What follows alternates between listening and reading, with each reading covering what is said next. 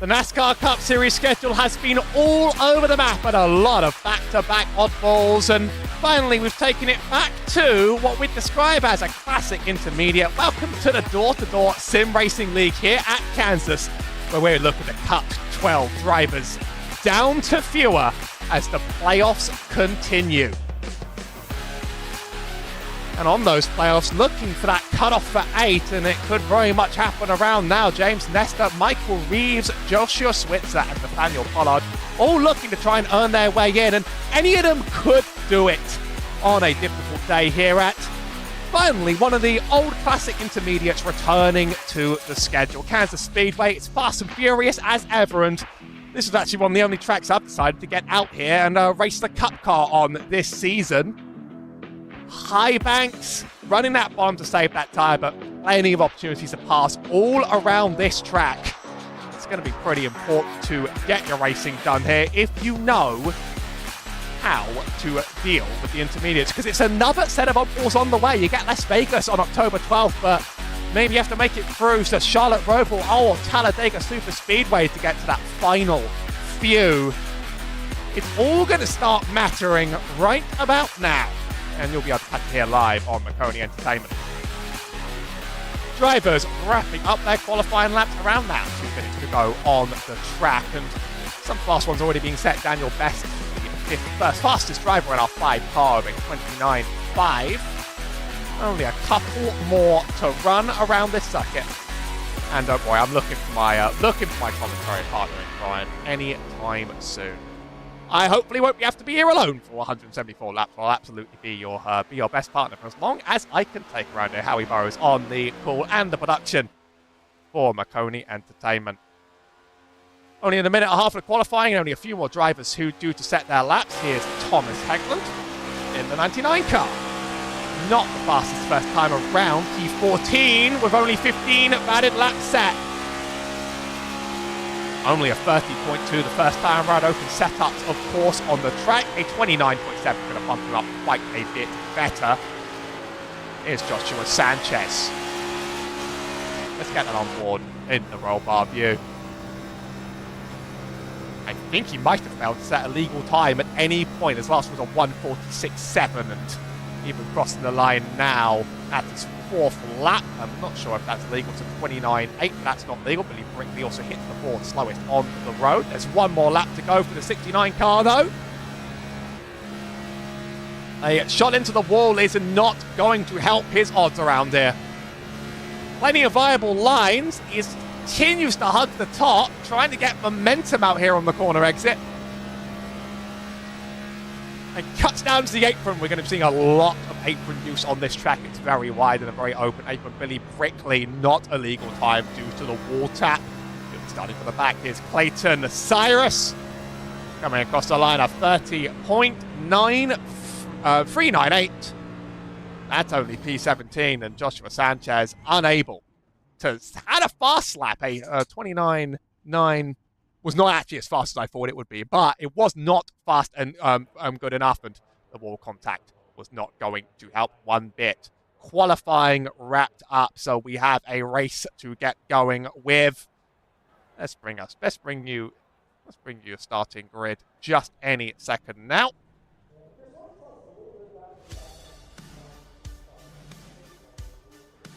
Daniel Best lines up on P1 in the 5 car in 29.4. Right next to Ryan Steinhoff, wasn't he? He's able to get within a 10th and a half in P2. William Larks in P3, alongside Colt Huff in 4th. Chris Chavez SRE lines up in 5th next to Danny Carpenter. Alan Duggars in 7th next to Hugh Brown. Nate Pollard in 9th, also seen in other leagues on this channel. Also races door to door. He'll be 9th alongside Stephen Bird on the 5th row. Joshua Switzer lines up in 11th next to Will P. Hewitt. And the graphics take a minute to reveal that Thomas Hegland is next to Michael Reeves. Further back, Thomas Freeman next to Michael Kuzulik. I'm going to go with for that one. Clayton Cyrus is in 17th next to Tommy Oldburn. Billy Brickley last to set a lap, and it was far off the pace. Race control get to car on the grid as well somehow. Gus Ostro, Brian Burchett, Terry Orr, Joshua Sanchez, also drivers due to be starting the race, probably ahead of the black race control car, to be honest. Long race on the track as ever for Door to Door. We don't quite run the full racing distance, but we do come moderately close. 174 laps with 2 stages at 44 and 88. 75% fuel is going to force some pit strategies. You might not be able to make it that entire stage without the requirement for a stop. 5 sets of tyres, that's 4 changes and 2 green-white checkers on the dot. Drivers to look out for on the standings: Stephen Bird and Daniel Best close to the cut line. Same with Danny Carpenter. James Nestor underneath. Michael Reeves under. Joshua Switzer and Nathaniel Pollard are going to have to put in a lot of work in order to... They might have to just secure a win and secure some legendary points, but only really Trevor Baxter has that significant advantage going into the next round. Please spending your evening with us here at Maconi Entertainment. Got a long race ahead, and well, there's nothing quite like a race at Kansas. It does always produce surprises to be seen. Drivers getting ready to load up their pace laps right about now.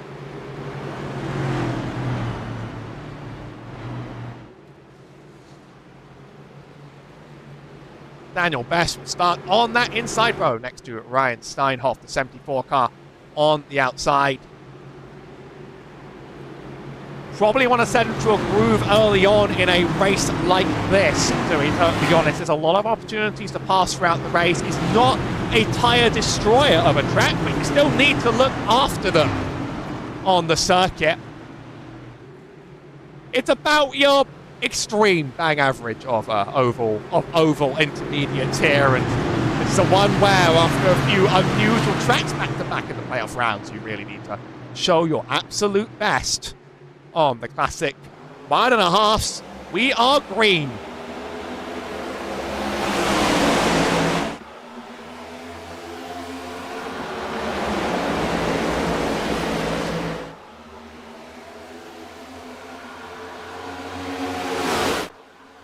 Clean side-by-side launch by all on the track. Not much single file out a few rows back. That's Chris Chavez-Essery and Colt Huff that were running side-by-side a little bit. Colt Huff is on the high side next to Alan Dagger now as he's fallen back, and at high side, not really proving to be full of momentum. Watch the way this apron gets ripped all race, by the way. Drivers are going to be throwing it down to the bottom at every chance imaginable. Our first lap complete on the books. Daniel Best proving to be the best out here on the track. Last week, obviously, a chaotic one. Plenty of cautions to be had around. It almost became infamous behind the scenes how many were happening. I think this will be a cleaner one. I think this is one where drivers really know their limits. And they practice for tracks like this every single week in iRacing. This is sort of what NASCAR oval racing is all about. Colt Huff fastest. 29.6 for now. Sure, that's going to get faster over race distance as this track gets bedded in.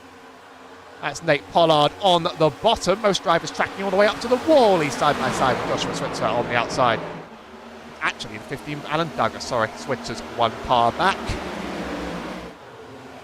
Still bottom, though. This gives you a nice advantage running on that apron because that 15 is going to stay above the white line. And that might just help him out with momentum on the exit. Still side by side. Cup cars, as ever, are going to be little dirty air, generating menaces against each other. So passing is actually harder than you would imagine around a circuit like this. To the bottom, Switzer wants to make space, but there just isn't enough closed off by Pollard in enough time. He had a decent run there. Might be willing to try again.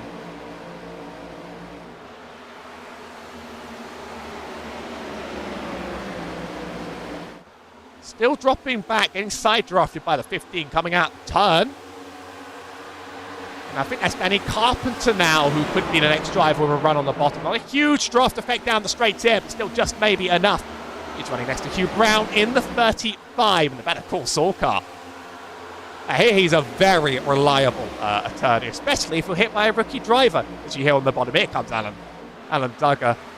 I almost thought that 28 would go for it. I was overestimating the scale of that run. Further up, hit into the wall there. I think that's Chris Chavez Essery, and that's going to slow him down a lot. Nate Pollard's easily going to get the run on the bottom.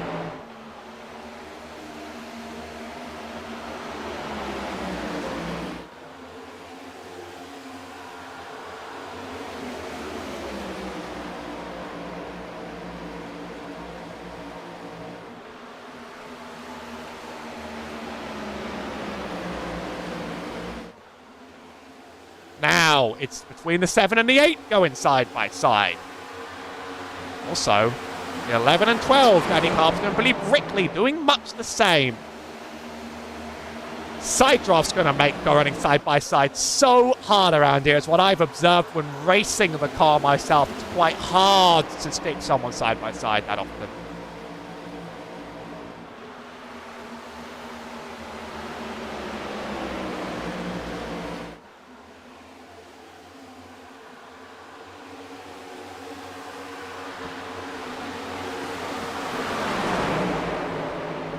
Almost 3 wide, 44 up top. Is that actually a 44? Do we have incorrect numbers on here? Because that might drive me slightly insane. That's Thomas Hegland in a 44, painted as a 19 for us. Now we're starting to see drivers fight for what it takes. A lot of side-by-sides. We almost send it 3 wide several times. This is where the big pack is. Chris Chavez, S3 right in the middle of it. I think Alan Duggar in that 15 leads it, but this is getting very, very, very racy. Meanwhile, up front, Daniel Best running away.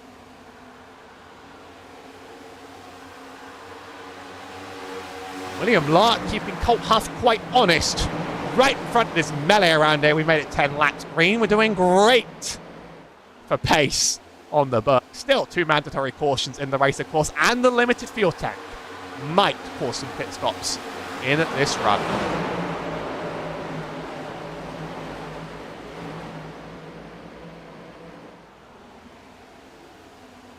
Is that Joshua Sanchez dropping down into pit road very, very early? I don't think anything quite happened to him. Maybe he took some damage from a wall at one point. I don't see a major incident that slowed him down or took him out. But up front, there's chaos and pandemonium. Drivers jumping to the bottom on corner exit. Something must have gone horribly wrong.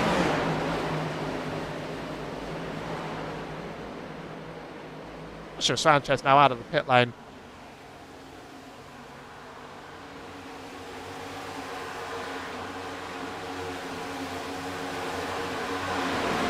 They're going 3 wide into turn number 1 here. Hello guys, I'm Mike. Real tight racing here, and yeah, we're on the backstretch 3 wide, real close to the quarter. Thank Mike for making it into the move. Bit of an unexpected solo run, but I made it through these 12 laps. It's been a pretty clean start in general, apart from this chaotic run right around the middle of the racetrack. Joshua Sanchez, black flag on pit exit as well, so we don't even know what he came in for, and now he's in trouble already. Quick reminder of the race format. I'll just leave this up for you, and for everyone else at home, by the way.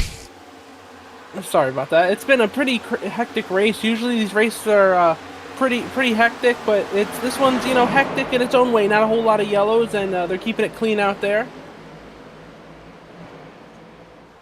Right now, he's going to have to serve his black flag penalty. Too fast exiting, I believe, on the exit of pit road there. So, I'm not too sure what he pitted for yet. Maybe we can talk to him and figure it out then under yellow. Might have taken a wall shot, but there wasn't a major incident that I was able to catch. So, yeah, I'm not too sure. I didn't see it either. You were in just a little bit late to catch, and I had the camera and didn't even come close. Plenty of 3 wide in the middle of this pack. 99 falling back. But this was gone from sort of 2 wide rows to 3 wide rows. People are getting really desperate in the middle around here right now. Not too sure how their fuel is looking either. They do have the stage break on lap 44, so not sure if they need to make any early pit stops there or if they expect this to run green there. Do you have any idea on how the tire and fuel situation is? Usually you can run something like 40, but they've limited the fuel tank, of course, and that's going to, I think, could force them to come down before the stage, actually. Yeah, that's what I wasn't too sure of there. But yeah, it's always neat to see how these runs play out here, especially with the multiple stages and the limited fuel and tires and whatnot. So it's always exciting here, especially with the limited fast repairs they have there. So it's usually pretty good racing there, and yeah, it sucks sometimes some of the quicker guys get out early there and have to use their quick repair, and then they're limited to how fast they are for the rest of the race. Just having some tech issues here with the graphics today. We'll be back eventually in time. Just trying to keep an eye, though, on the field in order to keep track of where these drivers are. Very much early in the race, Daniel Best absolutely ran away a million miles. Now we slowed down a little bit, and I'm noticing the weight catching up. William Locke was keeping him honest earlier. Now, not really happening further down the pack. A lot of single file, and then you return to this giant pack.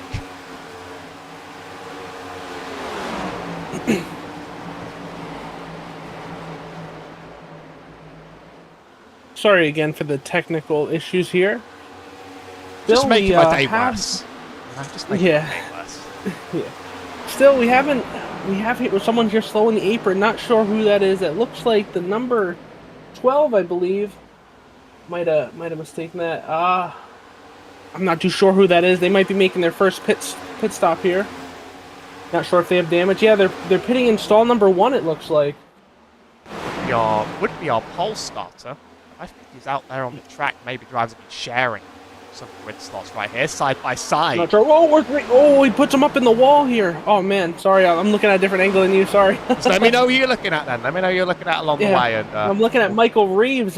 He flew out of there like a cannon. I'm not sure if he didn't pit. He just flew out like a cannon. I think he's pushing his tires now, getting ready to go.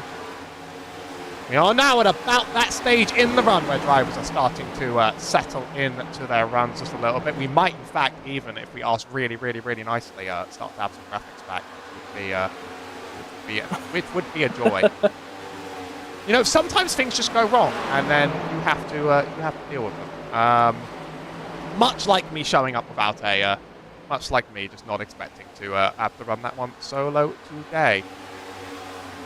Yeah. I feel ya. It's even me being in here with someone else didn't expect that today, but here we are. For I guess my debut here for Maconi and the announcing. So what do you usually gonna do? Be a little rough on my end. What do you usually do for the channel? I've not seen you around. I've just seen your name drop in bit by bit. I'm always race control for some of these events here. So all you need an announcer, and yeah, I'm just trying to fill a little bit of dead space for you here, give you a little breaths in between. Well, we're back on the air with the ability to control every camera single-handedly perfectly. And it's Colt Huff who's been catching his way up to Daniel Best bit by bit. Ryan Steinhoff kept him honest for a while, and now it's dropped back by over a second. Billy Brickley and Nate Pollard looking up in the rear. Alan Duggar and Hugh Brown quite some distance out there on their own. It's really this battle here for 11, 12, 13 and 14 again that's kicking off. And we saw the free wide, it sort of ran for a bit, it fanned out a little bit again. Looking at the stints, only Sanchez made that stop. It looks like he's gone down to the pit road permanently to park it, so they not quite going his way. Yeah, we just saw right there Josh Switzer in the number 6 getting to the wall there. He's pushing a little hard. And not sure if these guys have to come down to pit or not. So I'm thinking with the limited fuel they might have to. So it's interesting to see here who's pushing, who's not, who's saving their stuff, who's trying to stretch to make it to the first stage there without pitting and get track positions and stage points. First stage, not a million miles away. Lap 44, already halfway through. That's the car sideways. Joshua Switzer sliding, making it down to the bottom. Just about gets away with it. Might be able to catch a replay just to catch what happens there, because I'm not exactly sure whether maybe he got loose on the corner exit where there's a little bit of help. Here's the 6. It's just self-inflicted leave in the corner. Easy to put too much power down in these cars and just get a little bit of a snap. Further up the front, Billy Brickley. Not sure if Switzer is wearing his stuff out, or if he's trying to push it now, or if it's already gone, because he got into the wall in that straightaway there, that same lap there earlier there, and that was on the straightaway too, getting into the wall. So I'm not sure if he's trying to give it all, or if his stuff's starting to wear away.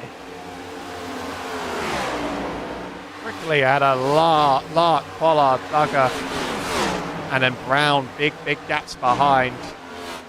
I expect to see some kind of stops at some point in the stage. I think usually a cup car, you expect about 40 laps around an intermediate circuit, and then you factor in the limited fuel tank, and you're like, oh, maybe I did that on purpose just to get you further back. Is Michael Reeves, I think playoff driver, looking to try and move his way up just a little bit further, but right now stuck down here in the midst of P16, and got a lot of work to do almost side by side, just bumping up with Will Hewitt Blair. You can see Daniel Best. He's slowly pulling away from Colt Huff here, and it seems like Daniel really good at managing his stuff and saving it for the longer runs here, and looks like he's just doing what he normally does and just slowly driving away, saving his stuff and using it right when he needs.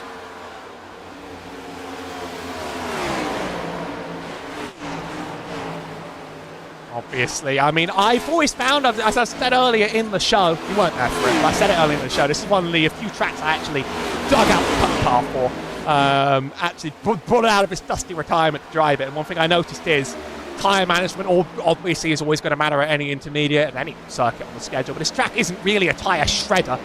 You are very much in control of your own destiny when it comes to how much that right front gets used around here.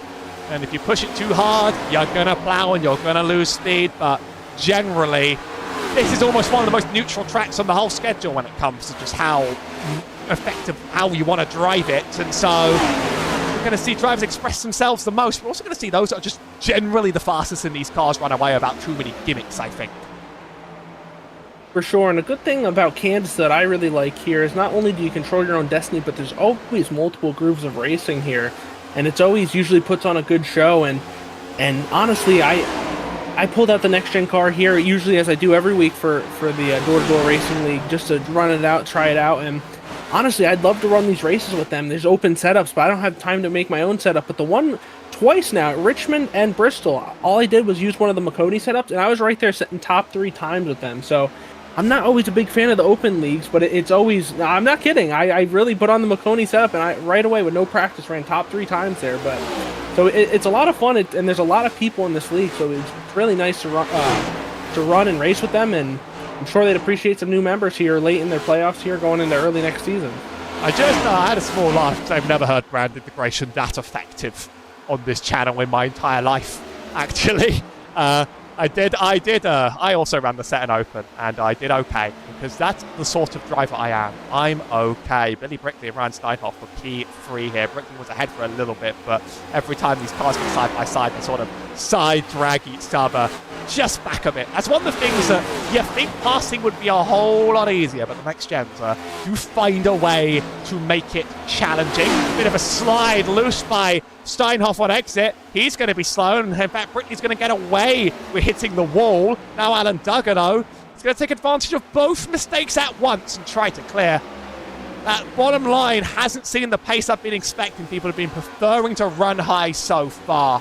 Here's Pollard and Carpenter. Now, you said you ran the next-gen car here this week. Did you, when you were running quick laps, were you running the bottom or top? How many laps did you run here this week? Did you notice the tire fall off in a certain spot, or you just ran a few quick laps? I always just, like, spammed the bottom. Always just spammed it because I thought that would be a tire-saving line. Also, I've worked out what's crashing my overlay, and what I've done it a second time. I'm not going to do it a third time. I'm going to complain to the devs about that one, but that's okay.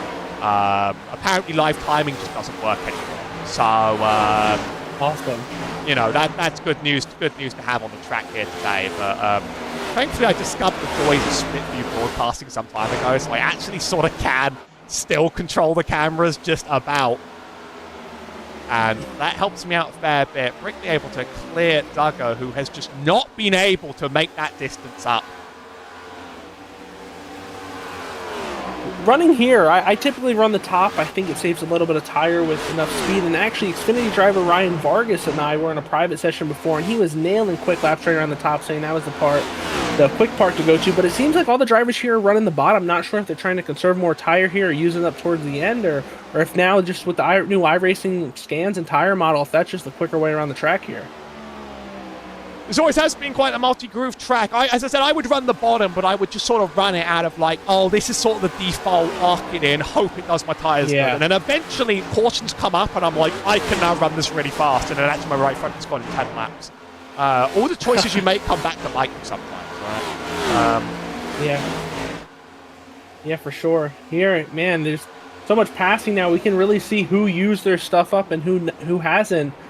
And it's coming down to the end of stage 1 here, going lap 44, and we don't got much further to go. We are on lap 37, and only a few more to go here, and it seems like they all might make it. We haven't really had many people pit yet. It might only been for damage, or if they're on an off strategy here. That first pit stop may have just been a damage problem. Something maybe in the real world that just sort of got in his way. You hate to see it, but also the real world ends up being important along the way. For sure. Might Looks like our timing and scoring is back up. For the third time. You don't get a live timing link, I'm afraid, because they broke it this morning. So, you know, otherwise I would feel absolutely obliged by. Free wide here for P11, Stephen Bird, Chavez Essery and Hugh Brown. Chavez Essery already been playing a little bit of free wide with others. This time they get away with it. Driver's certainly getting feistier. We're approaching the end of this stage. What are you seeing? In the wall, where you were just showing the number 4 car of Chris Esseray in the wall there on the backstretch there. And Stephen Bird actually just apologized to him. He thought he was clear, but as we're ending the stage here, everyone's pushing for all they got. And sent into the wall by the car in front. Just didn't quite know that he was clear. Could have ended worse. It's nice to be driving a brick of a car sometimes. For sure. They should be able to get, if at any, I said that wrong, any damage, if there is any, fixed when they're fitting for fuel and tires here into the pit stop. But pretty nice, you know, relaxing race here. Nothing crazy. A few minor bumps and bruises here and there, but everything's pretty good. Looks like we lost timing and scoring again. No, that's just that's me not pressing the button. Oh, gotcha. You know, we get there eventually. It's been a tiring evening already. I often do a lot better, let me tell you that. Daniel Best. I mean, I hate to make puns, I really do, because it's kind of lame. But Daniel Best has been the best of this pack by far. And by 1.7 seconds, he might just come home and win the stage. The drivers can actually make the stage without a pit stop because we're getting so close to the end of it. And miles away he goes. Colt Huff is really not being challenged terribly hard by Brickley still. That's going to be our top 3 as it stands. Unless some horrible disaster happens out there on the track, I think everyone's pretty much settled into their groove for this first stage. Yeah, the pit's just closed, only 2 more laps here in the stage here, and it's going to be exciting to see if Daniel really just has the best car, or if maybe Colt and Billy use their stuff up too early, thinking there'd be multiple cautions here. So I'm really excited to see how the rest of the race is going to play off, and maybe some green flag pit stops in stage 2 or stage 3 here. First stage is often a time for sort of trying out your car and seeing what works. It's an open setup series, of course, as well, so you can make adjustments in that start. Danny Carpenter sent it deep on Ryan Steinhoff for one more position. Into the wall, Ryan Steinhoff. A lot of drivers hitting up on the exit at 2. It's not that punishing at all, but that's going to make it easy. Billy Brickley challenging for 3rd. He's gotten up to the rear of Colt Huff, but something extraordinary is going to need to happen to make this pass possible. Maybe the ultimate send and a century. You're going to be replacing these tyres anyway. Let's see what Billy Brickley does. Final lap here. We're going 2 wide in turn number 1 here, coming out of 2. Anyone in the wall? And the 08 is in the wall here. He's pushing for it all here on the last lap. I don't think he's going to get Daniel Best, but here they're going. Billy's making a deep send in, see if he can pull off that 2nd position, and let's see, coming out on the exit of 4 here, and he's got to run. Just to his back bumper. Oh, and the 08 does pull off position number 2. Locked on the for bottom. For the end of stage 1. That's our yellow flag for the stage. A fully green stage 1 of the race. Let's get you those stage 1 results. Daniel Best was close to the cut line, so he's going to appreciate those points. Colt Huff in second ahead of Billy Brickley, Alan Duggar, Danny Carpenter, Ryan Steinhoff, Lark Pollard, Gus Otero, and Stephen Bird. And when you get a caution on the stage, that also means a round of pit stops.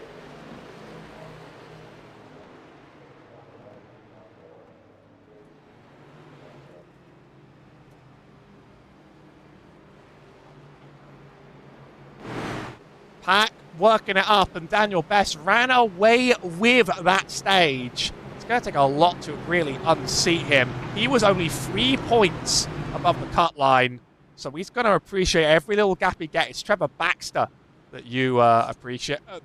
It's Trevor Baxter that has the 113 lap gap up ahead Alan Duggar in P2. Hugh Brown in third. Here are the standings going into that is. Here were the points going into the race, so Best is in a great position. Colt Huff was in P2. He's not even a part of these playoffs. Billy Brickley are third place, also not a part of them, so really Best has put a gap between him and others single-handedly. Yeah, here comes our pit cycle, and we'll see if any drivers take any risks. Something I just took to notice is that Trevor isn't even in the race. I'd expect him to show up to these races, try to get as many stage and playoff points as he can, but he's not in the race. Not sure if something happened here. He took a waiver or what happened. Not a good time to miss a week in the playoffs. Not at all a good time to suddenly not have one if you're close to that line, and there's a problem. Here comes the whole pack. Most drivers look like they're taking 2, but if we could get a good entry or exit from some. Daniel Best, not the fastest out of the box. Colt Huff beats him. Slow launch from Best, and he loses 2 places. Colt really said, if I can't beat you on the track, I'm going to beat you on the pits and aero block all I can. Man, that's crazy. Daniel's usually pretty good on pit road there. I'm not sure if he spun the tires or if something happened. I just got told from wheel spin. Trevor just let me know he's at work tonight. Couldn't get off of work and he missed the race. So okay, that's a pretty good reason to miss a race in the playoffs, to be honest. Unfortunately, work comes before the sim racing sometimes. Yeah, unless somehow you're one of them lucky few who get to make sim racing your work. I mean, this isn't even my main job, to be totally honest. This is what I do by night. This is what I do by night. Same here. And usually, I do a lot of production behind the cameras, which is why I end up getting a lot of shows, and sometimes I'm dropped into one the last minute and told go, and I'm told to go. Next stage, shorter than the first one, of course, due to the caution. By a couple laps, that is. And we do a stage on lap 88. We've now established that drivers can definitely make the stage on the fuel count, so that's not going to be a problem.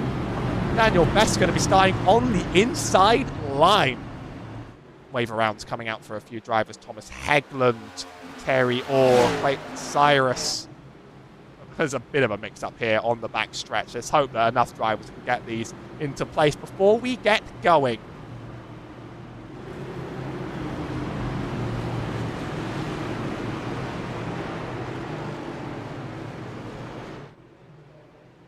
Colt trying to elect the top, but he chose it too late, so he's going to be stuck on the bottom here.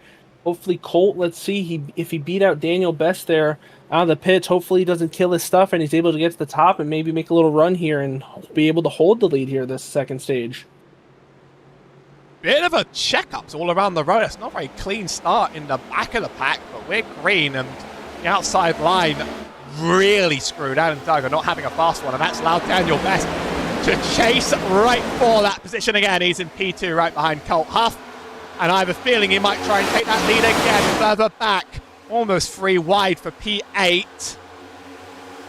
Few drivers running off the wall in order to try and get around someone, but not total pandemonium either. Brian Burchett gets past Tommy Osborne. Gus Otero ahead of Switzer.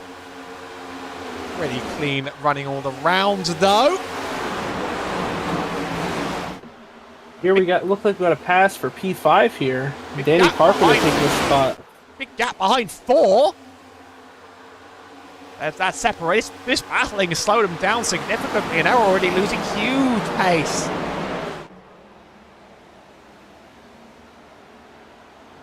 Colt Huff still able to keep the lead here. Daniel Best not too far behind. You know, he's managing the gap pretty well.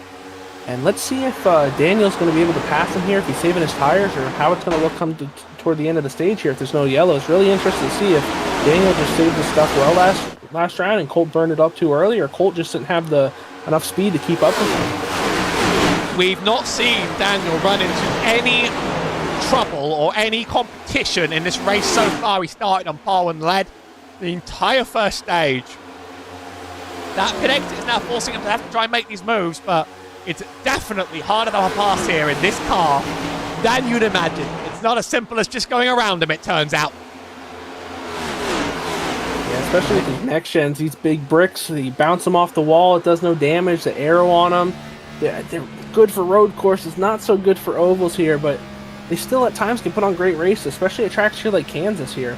Here, even in the real race today, was a pretty interesting race. I only saw little tidbits of it, but still the arrow blocking, you know, if that's all Colt needed, maybe to hold off Daniel here, and let's see, maybe Colt and Daniel are about even, and he's just arrow blocking is all he needed. One thing I didn't work out was shifting around this track. I'll be very curious to find out how Daniel shifts his way around. He holds it in 4th the whole way. Maybe I was using a little bit too much 5th gear earlier on in the week, and that slowed me down. But Daniel Best, I think he's going to be happy sitting where he is right now, not doing too much else for me. It's a stage long enough that he'll get rewards in time for correct behavior. It's 3 wide. Gus Portero in the middle in 9th, furthest ahead. Bit of a wobble from the bottom from Hugh Brown. Struggles up on exit against the wall. Michael Kadzoyek. That's not how you do it, but I'll keep practicing. We'll keep getting better at it over the course of the day. That's going to make it 2 rows of 2 wide now. It's Hugh Brown. He's able to get Brian Burchett on the outside, able to get in on the outside of Hugh Brown. Now our leader's running away a little bit. Colt Huff, 3 temps, and Alan Douglas going to the one that's actually challenging Daniel.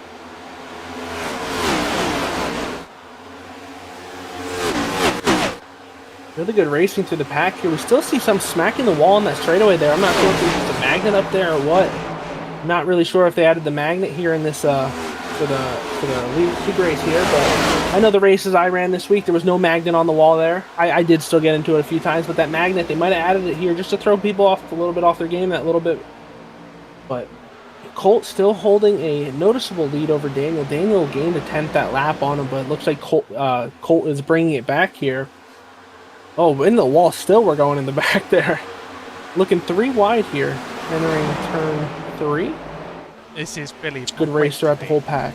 Billy Brickley on the high side. Mark Case, here we go. Billy Brickley. Mark 44 on the car, 69 on the tower. Tommy Osborne, Mark 44 on the tower, 44 in the sim. My hot take is that leaks should give you end of lines every race until you fix things, okay? That's my hot take. If you have the wrong number, you get an end of line and you keep getting them until you fix it. Simple as that. Because it makes my job harder. I'm the one clicking the cameras here. Billy Brickley is just hugging that wall. He's got that Kyle Larson in him. And he's trying to hold up high as much as he possibly can. Not transferring to much speed right now. Danny Carpenter's our next driver looking for a pass on the 10 car of Lark.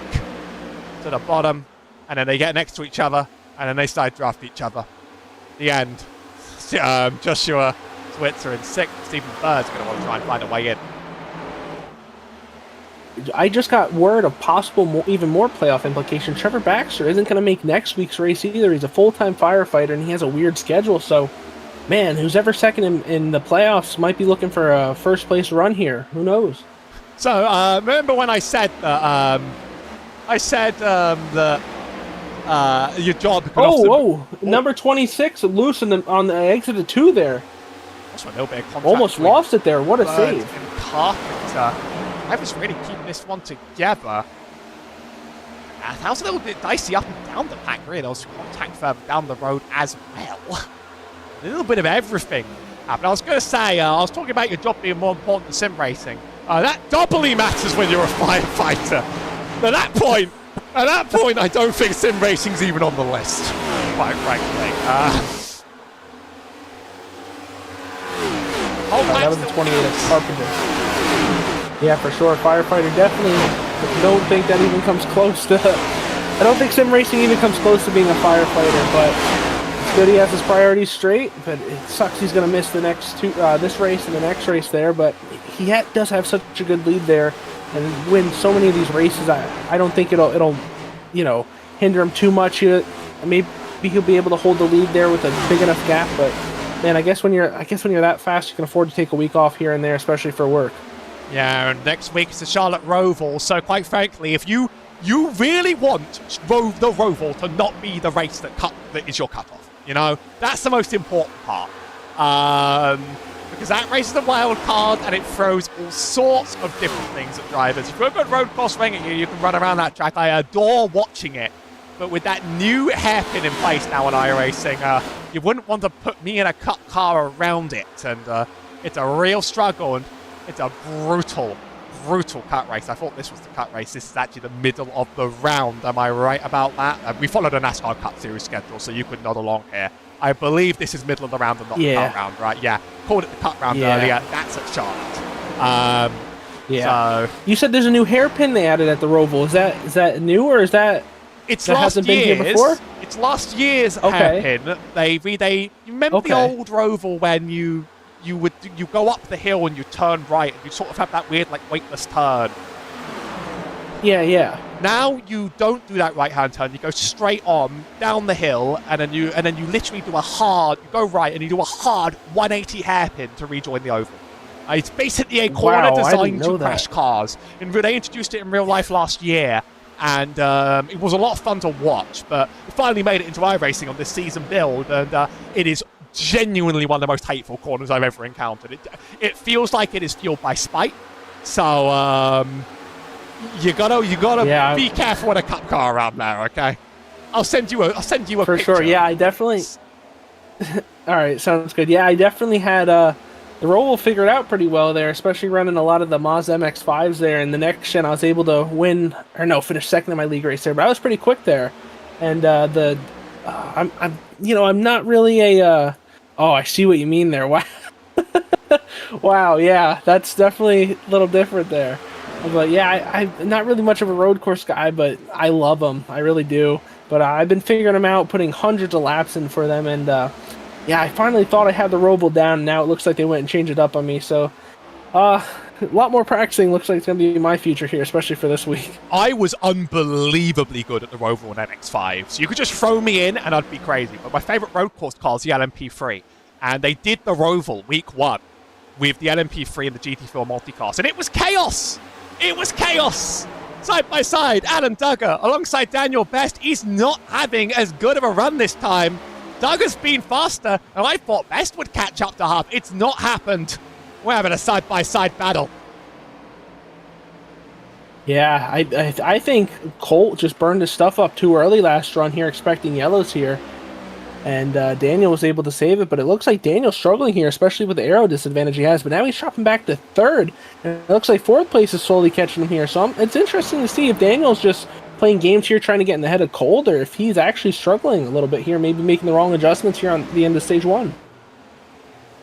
I'd hope that car felt fine, and I'd be very surprised if you were to make too much of a change to it, but I mean, if you get a first and a third in a stage, you're pretty good, let me tell you that. Bird behind Best, a little bit wide on exit, almost slammed into the wall, but now Bird just you end up taking another one off Daniel along the way, and this just goes from bad to worse on this stage. I mean, Lark's a big enough gap, 9/10 behind, that maybe that's not going to be the same sort of problem. On board with Bird now, we're going to see how he tries to make his way around this car. Been proven to be possible. Definitely a little concerning for Daniel, struggling this much here, especially right here. Steven coming up alongside. Maybe he's going to try to get the side draft here, and he lifts a little early there. But he's going to send it in here. I don't know. Even if I was Daniel here, I'm not sure what the deal is here, but maybe it's starting start to set up a stage 3 plan here if you're a little down on speed to Colt and Allen maybe. Because Allen's keeping pace with Colt here, and it doesn't look like Daniel's doing a whole lot of catching up. So maybe try to make some adjustments here for stage 3, or try to get a good game plan in stage 3 to flip the field and maybe get lucky with a caution here. Maybe that's what some of the people in the Outback are trying to think. Different runs seem to be translating differently. You saw me there attempt to do a rotating cam and move it off the side of the car into thin air. Now I've got this. He's going to try the high side. Or is he just trying to get enough aero wash onto that 5 car? There's not going to be a problem. Again, just sort of held up on corner entry. I think he might have the run now. That side thrust's going to be brutal. Here. Oh, just couldn't get there. See, running the top here. He's going to get in the gas early here. Daniel, maybe a little less time on the gas there. Looks like he's going to have a good run here, but no, him and Daniel break even here. Not sure. I think just that aero blocking just holding them back that little bit. He's not able to get alongside here. But Steven could be using his stuff up here trying to get by Daniel, especially with the aero blocking. Could be holding them back and killing his stuff a little bit more, allowing Daniel to maybe drive away. The battling's not done on the track. Let's cut the passing mark. And over up here, we sort of have the Messer drive as it starts with Hugh Brown in the 35 car. Gus Otero washes up right into 41's way there. 74 just sort of straggling back, and 41 slowed massively there. I think that checkup just killed his momentum. And that's about the end of that. Here's Bird. I don't think he's quite making it up this time, but he'll certainly try again at one point. We've done a lot of races at Kansas in the last month on this channel, let me tell you that. And I think this track carries a curse with it for me. We did 3 Jeff Maconi ARCA boot camps. 2 of the so streams went terribly wrong because, something has to give. But Jeff had a fantastic day on the track. Did finish P20, but had an absolute riot of a time in the ARCA Menard series and said he loved every last bit of it. Then I had to do the Full Length Cup Challenge Friday Night Lights series. A bit of a slower race by FNL standards. Then Full Length Cup Challenge, I wasn't on that show, but Dave's been here. And this is how we finally finish it here at Kansas. It feels like it's been the most Kansas-tastic month. Which means I'm kind of happy to see it in the rearview mirror at some point. I think I must have watched more laps of this track than anything else. Possibly ever, just on the back of this month entirely. But you can't say it's a bad I can only track. imagine there. Yeah, I can only imagine there. I was actually involved in that very first ARCA race. That might be where you know my name from. I was a complete weapon there. But yeah, it was nice to see Jeff do good, get a top 20 there. He was actually ahead of the boss man for a while, I saw. Had issues on pit road and slowed him down a little bit. But it was definitely nice seeing him on the taker on the track a little bit here. But it's always neat seeing your boss man on TV on Fox. You know, that's always something neat there, especially running for a small team like Alex Club Racing. And yeah, it was just really neat to see the boss man on TV. He claims it was a fuel problem that made him lose it out to his boss at the last minute, and I wonder if there was like some plan in there, maybe sort of like wink, wink, It was definitely sabotage. Just a little 100%. bit too little in the tank, because Alex beat you. Yeah, 100%, that's what it was. But yeah, it was really neat seeing Jeff there, and he did a lot of practice on iRacing here in the ARCA cars preparing for it, so definitely, who knows, maybe that played into it. Maybe we need Alex on some future streams here for Jeff hosting races on here. Get Alex on the track here. Maybe Alex and Jeff will have a little thing on iRacing there. Get them both some a little bit more track time and see maybe it'll help them on the real track too when it comes next year. That iRacing ARCA car is weird. It's a weird car.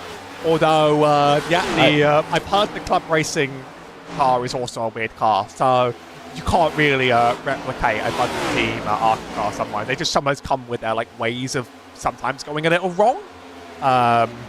Could come with a loose shock there in the rear. Sometimes the rootless shock can just disappear. Just boom, away it goes. I know what that's like. All too much at Bristol here. We were driving around with a bad shock there, and a few dirt races. I've been running in with a bad shock, and that's not fun. That's the most sore I've ever been in a race car, and I've hit the wall pretty hard before. Most I've ever been is T-boned in a go-kart. That hurt a little bit. We gotta get you up here. We gotta get you up here in PA. We'll get you in a 4-cylinder. Well, PA is like the one of 2 states I've been to. No, I make it 3, but you know they're up there. They're up there. So that's fine. We'll get you up here, and we'll get you up here in a 4-cylinder. We got to talk. I feel like I would put the gas a quarter of the way down and just refuse to go faster. I'm actually quite the wimp, let me tell you that. Not too much movement up here on the track, but Bird's been sizing up the free for a while. It hasn't quite been happening. Here's Michael. It's Kurdziolet. It's Kurdziolet.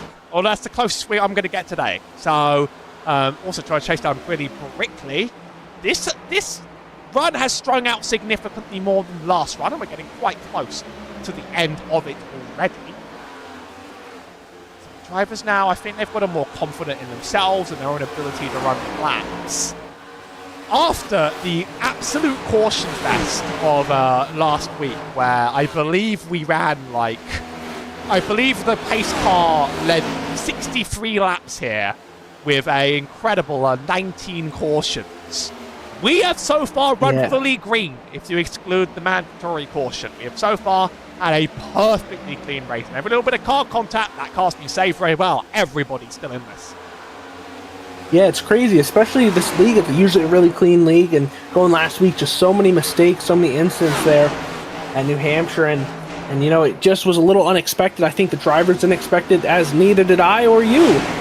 But it's been one heck of a race so far. All green. Not sure if any of them expected. I expected maybe 1 or 2 cautions here or there, but all green, all clean. And tell you who I don't think expected that, Daniel Best there, still in 3rd place, managing to hold off Stephen Bird yet. But Colt getting that good exit on pit road here, hoping he can replicate it here. And as the competition caution for stage 2 is coming up here real soon. Keep my eyes on Alan Duggar, because his lap 80 was great. He gained a whole 10th on Colt Huff. Since then, it's been pretty much nothing major going each way. But maybe he'll try and make the charge to finish the stage and to claim the stage win at the very, very last minute. Here's on board here with Alan Duggar's car. We'll keep an eye on these lap times as we try to. Everyone's running 4th. They're making me look really stupid. Okay, we're daring to run 5th on this track. That's where my pace went. Alan Duggar still not a huge game, because once you're in this about 2 tenths bubble, you then have to put in some serious work. He sends it deep into turn 3. That's getting right up to the bumper almost.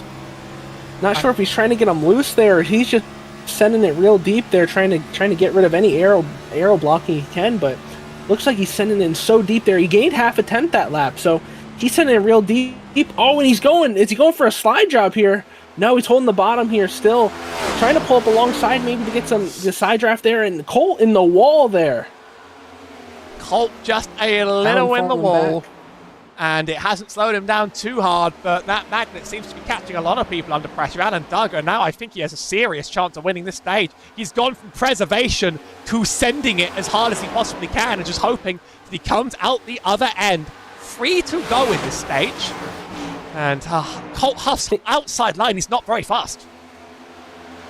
Yeah, definitely. This track works a little bit like Bristol. If someone's a little bit quicker than you on the bottom and you're able to hold the top, you are able to just kill their exit off and drive down the straightaway and slow them down that entire straightaway.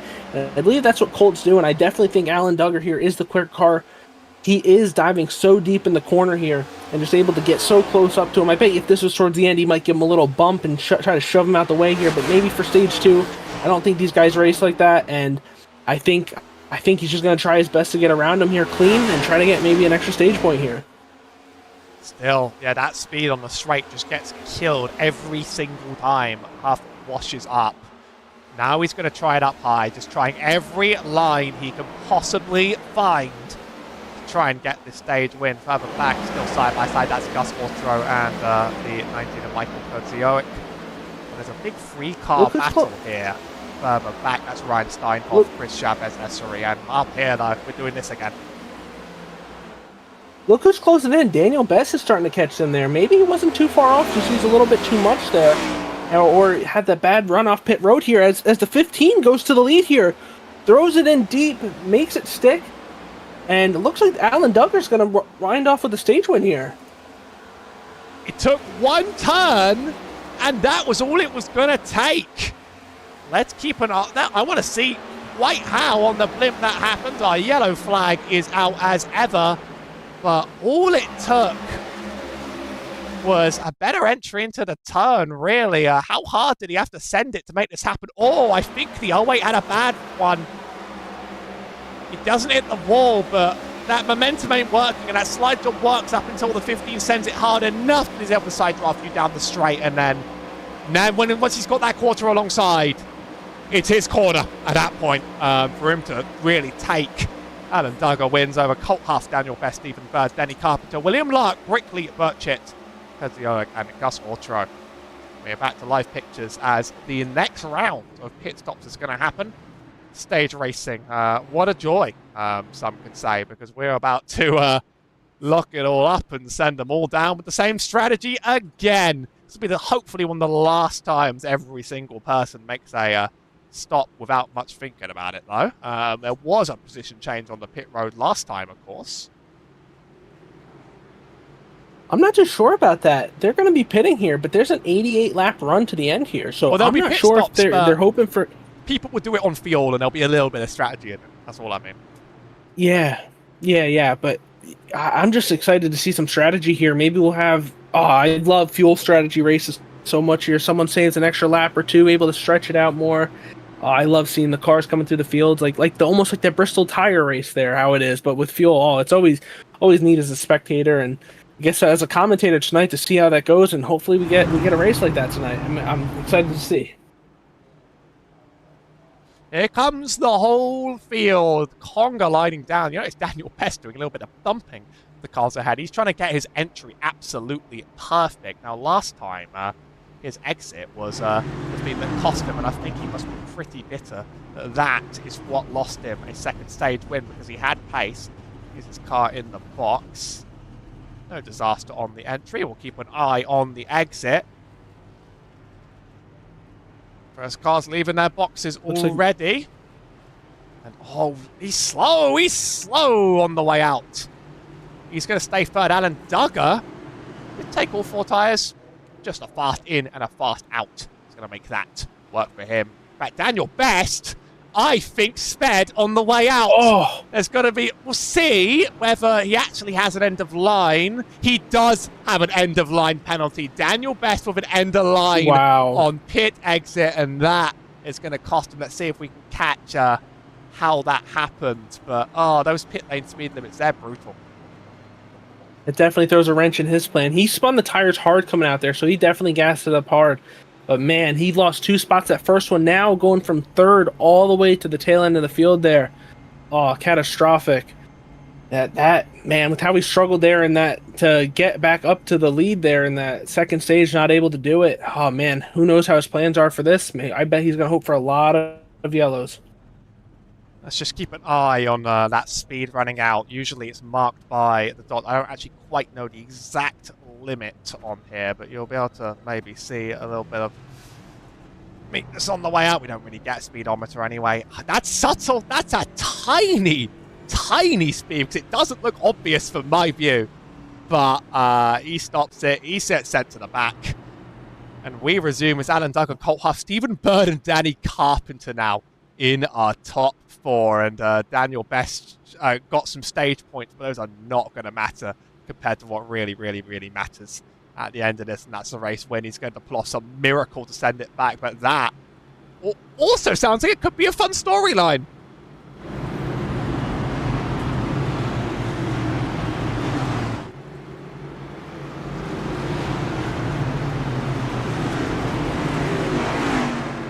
Him exiting right there actually reminded me a little bit of the Ryan Preece incident when Ryan Preece led the entire first stage at New Hampshire, I think a year or two ago, and he was in that first box, and he thought he was good to go all the way out to the line, and he binned it. He sped there and cost himself the entire race. It looks like hopefully Daniel Best doesn't do that to himself, but starting in the back here, he's going to have a long way to go to the front, so I'm interested to see how he gets to the front here, and what his plan is here. I'm not sure if he had a plan here for this final stage here, especially pitting for fuel. Maybe he's just going to do a splash and go, try to stay out longer here. I'm excited to see.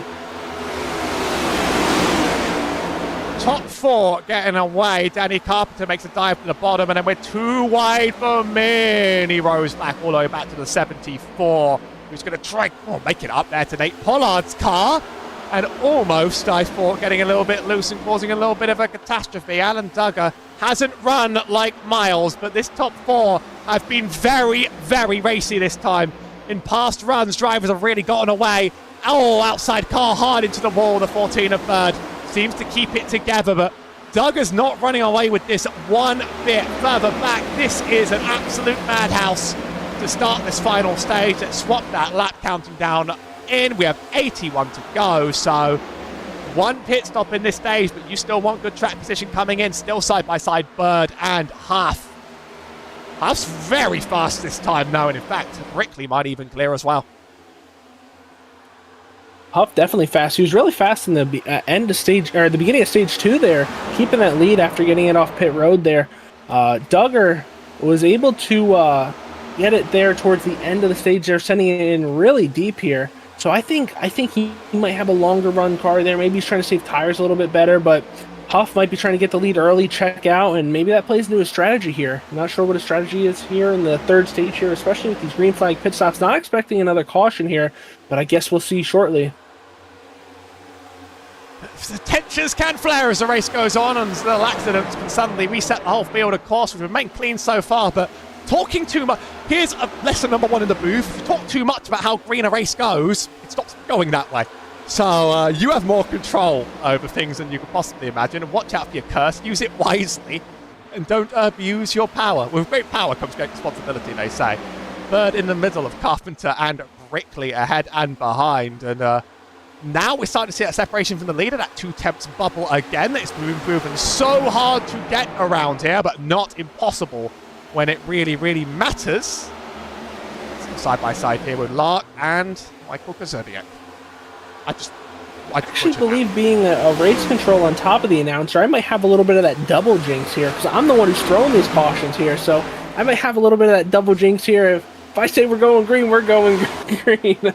That's less of a curse, and that's more of an actual abuse of power. If you just threw it because you were getting bored, that would actually be a problem, yeah. But you're better than that. Good thing NASCAR implemented them stage cautions. Oh, I think I see debris, mate. You wanna just press the button. I think I see debris. Yeah, I think Trevor Baxter is too big of a lead. I think we need a caution here. Good old NASCAR race rigging. What would you do without it? For sure. They had to get rid of it because Dale Earnhardt Jr. stopped running there, so then it had to bring out stages. I love that they find a way to rig races anyway. That's my favourite part of the show, to be perfectly honest. They're never quite free. Duggar hasn't run away one bit, and Huff has had a horrible exit. Dive to the bottom from Billy Brickley is going to help him get alongside and really, really push that weight up close to the wall.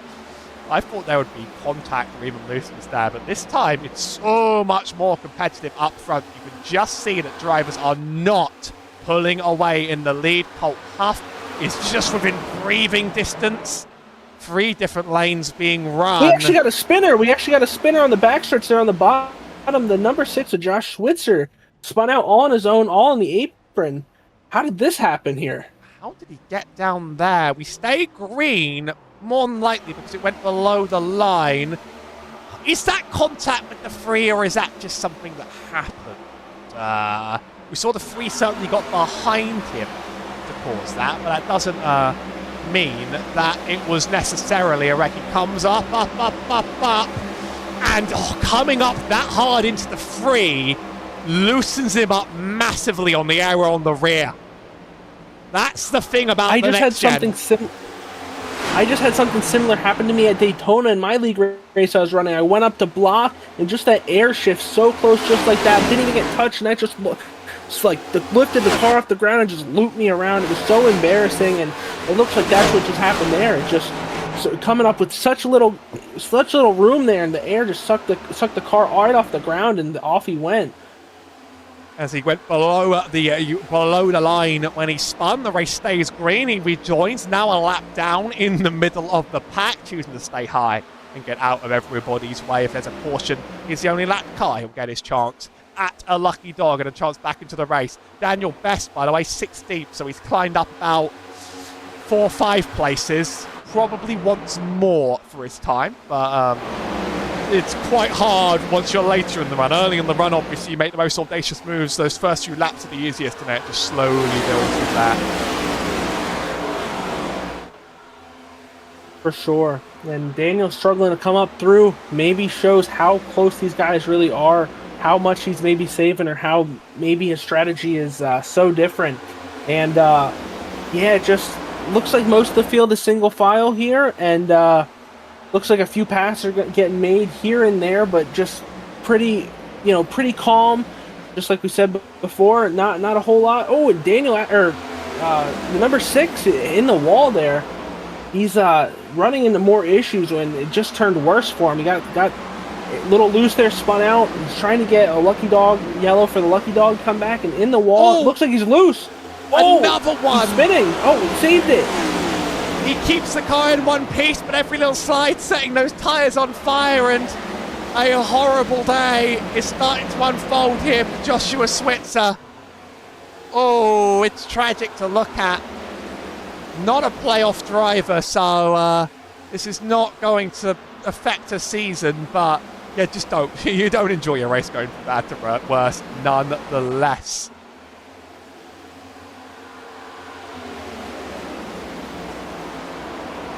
For sure.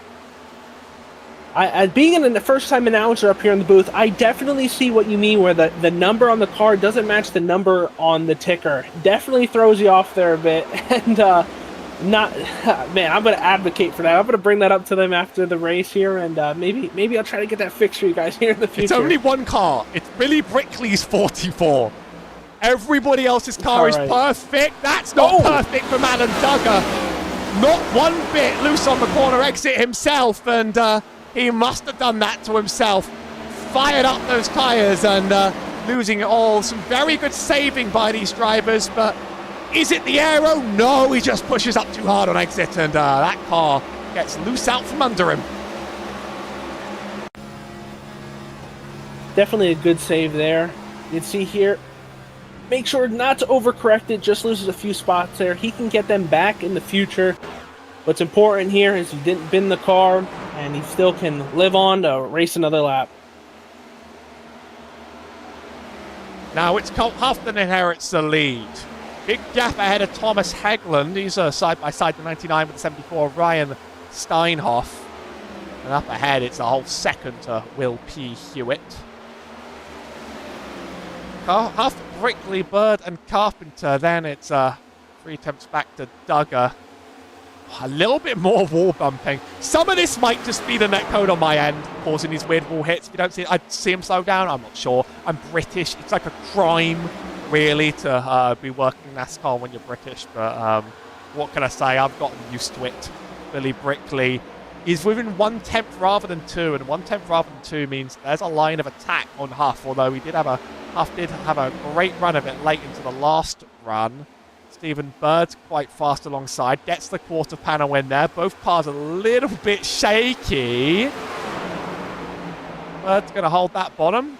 He's going to try ripping the top, and that rip the top is going to come with another snap of oversteer that sends him back. I got to ask you here, are you one of those guys who says, what's a foot? You use them centimeters and kilometers. Not one of them Americans. We got one loose here in 2. Is that Brickley? That's Billy Brickley. You're real slow when the 4 almost gets into him. That's the second time that Brickley has lost it going into a turn. Obviously, just the lap earlier, your tyres are going to be on fire at this point, so you have to be mindful. Oh, the 35 actually sort of runs into him just a little. And that doesn't help him one bit from the top to the bottom.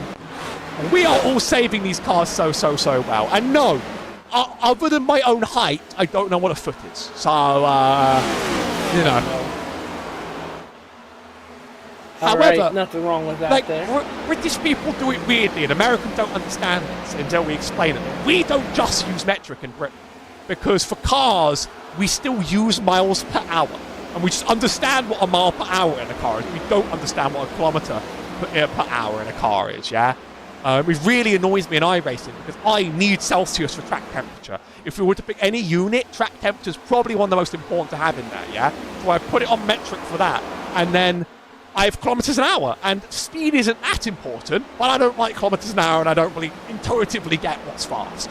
So, ooh, man, I can only imagine there. That's a little rough there. So in Britain, do you have miles? Like you don't use miles, you don't use kilometers on the road. It's miles, right?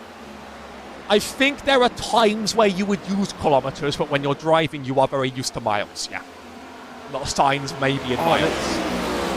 That's so strange. The Celsius then. Oh, that man, being just that weird. In Britain there, that seems like it could be so annoying there. I would email them or make a forum post about it. I'm sure others could get behind that.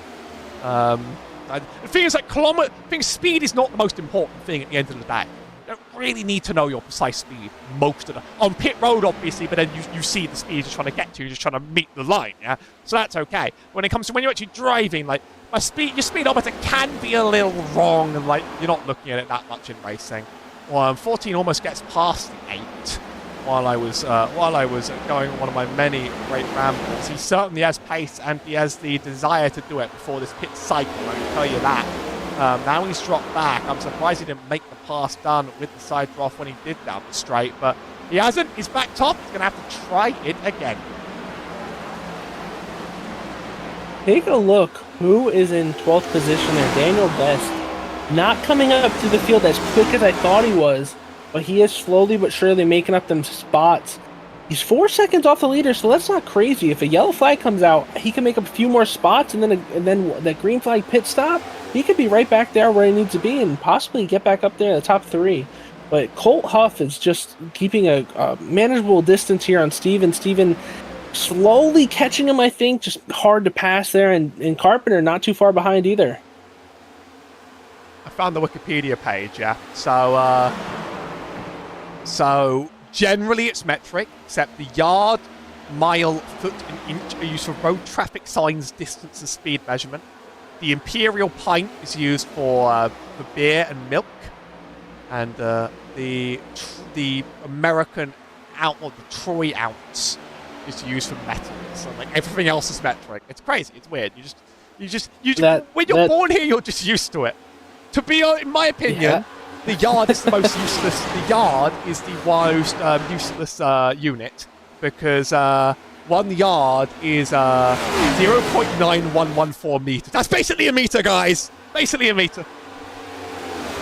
Yeah, to be fair, the only time I really use yards over here is watching American football. They go by yards. Other than that, man, I don't think I've ever used a yard in my life, man.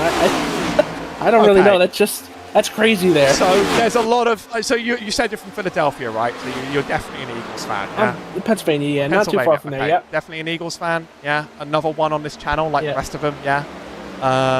Can you at least feel the tiniest amount of joy in your heart that my Giants finally won a game for the first time in my lifetime today? What about last week? I had money on the Cowboys, and the Giants kind of just swept them up. I swear this is their first win this season. No, I owed money then, if that's true. I'm gonna look that up real quick, but oh wait, I think you might be right. Oh no, I did. Oh, no, my bad. I bet on the Giants last week. That was stupid of you. As a Giants fan, that was stupid of you. Okay, you shouldn't have done that. And you know what's crazy? I bet against the Giants today. So, it's been even rougher. They find a good way to disappoint you. They find a good way to disappoint you every single time. That's fine. You know, you can enjoy your endless wins. That's okay. I'll be crying about it.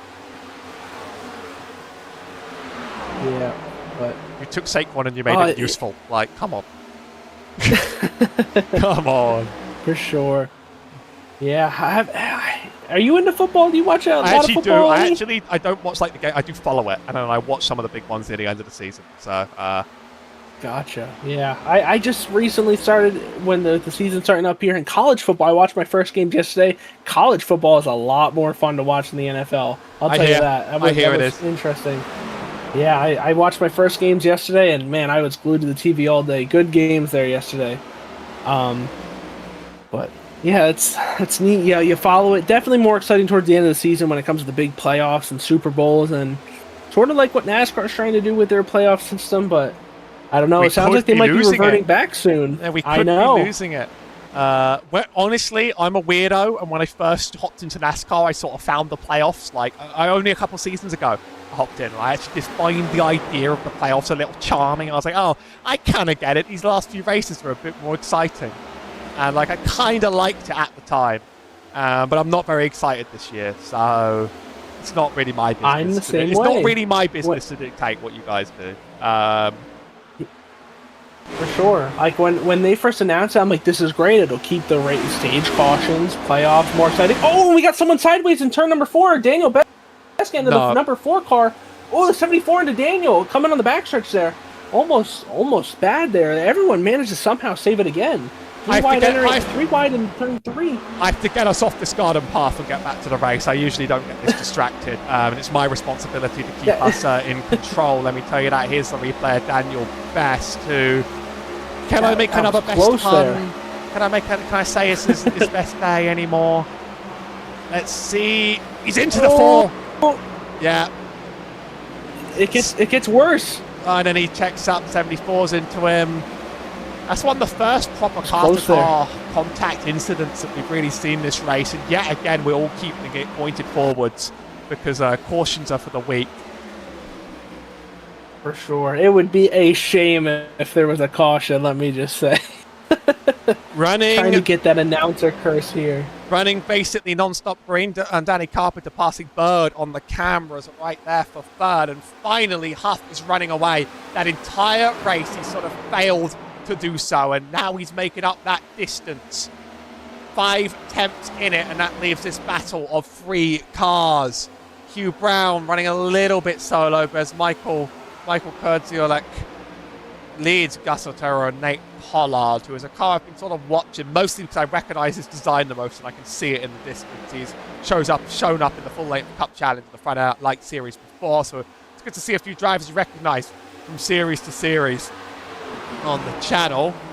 Up here, we're now back to single file, and we're approaching a pit window, or something that could resemble a pit window. With 36 into the stint, we knew drivers could make 44, but time is rapidly ticking and these cars won't make full distance. I can promise you that time. I mean it when I say it. And that's when this race is going to diverge a little bit.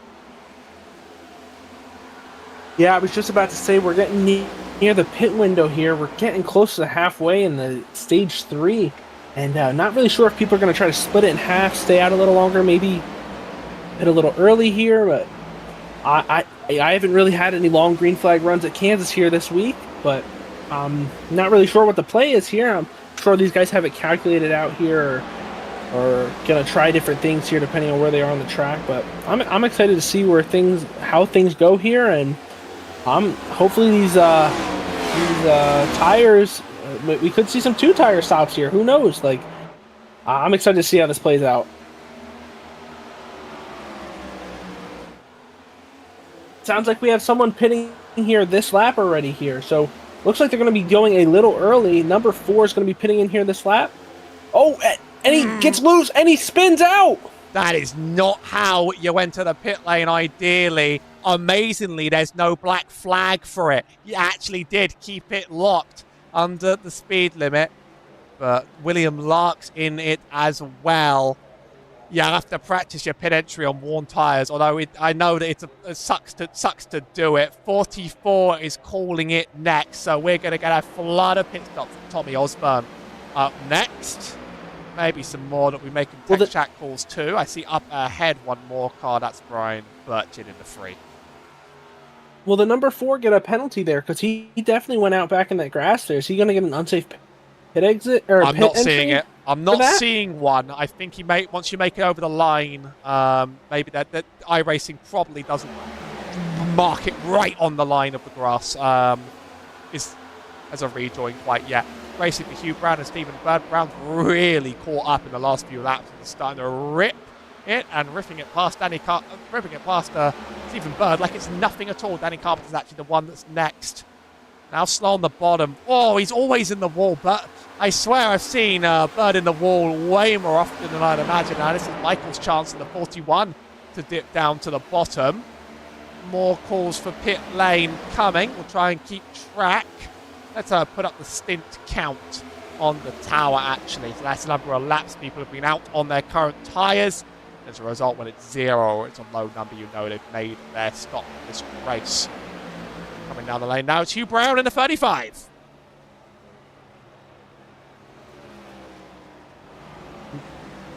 Needs to maintain the pit speed the entire time, not overshoot his box, and most importantly, make sure not to speed.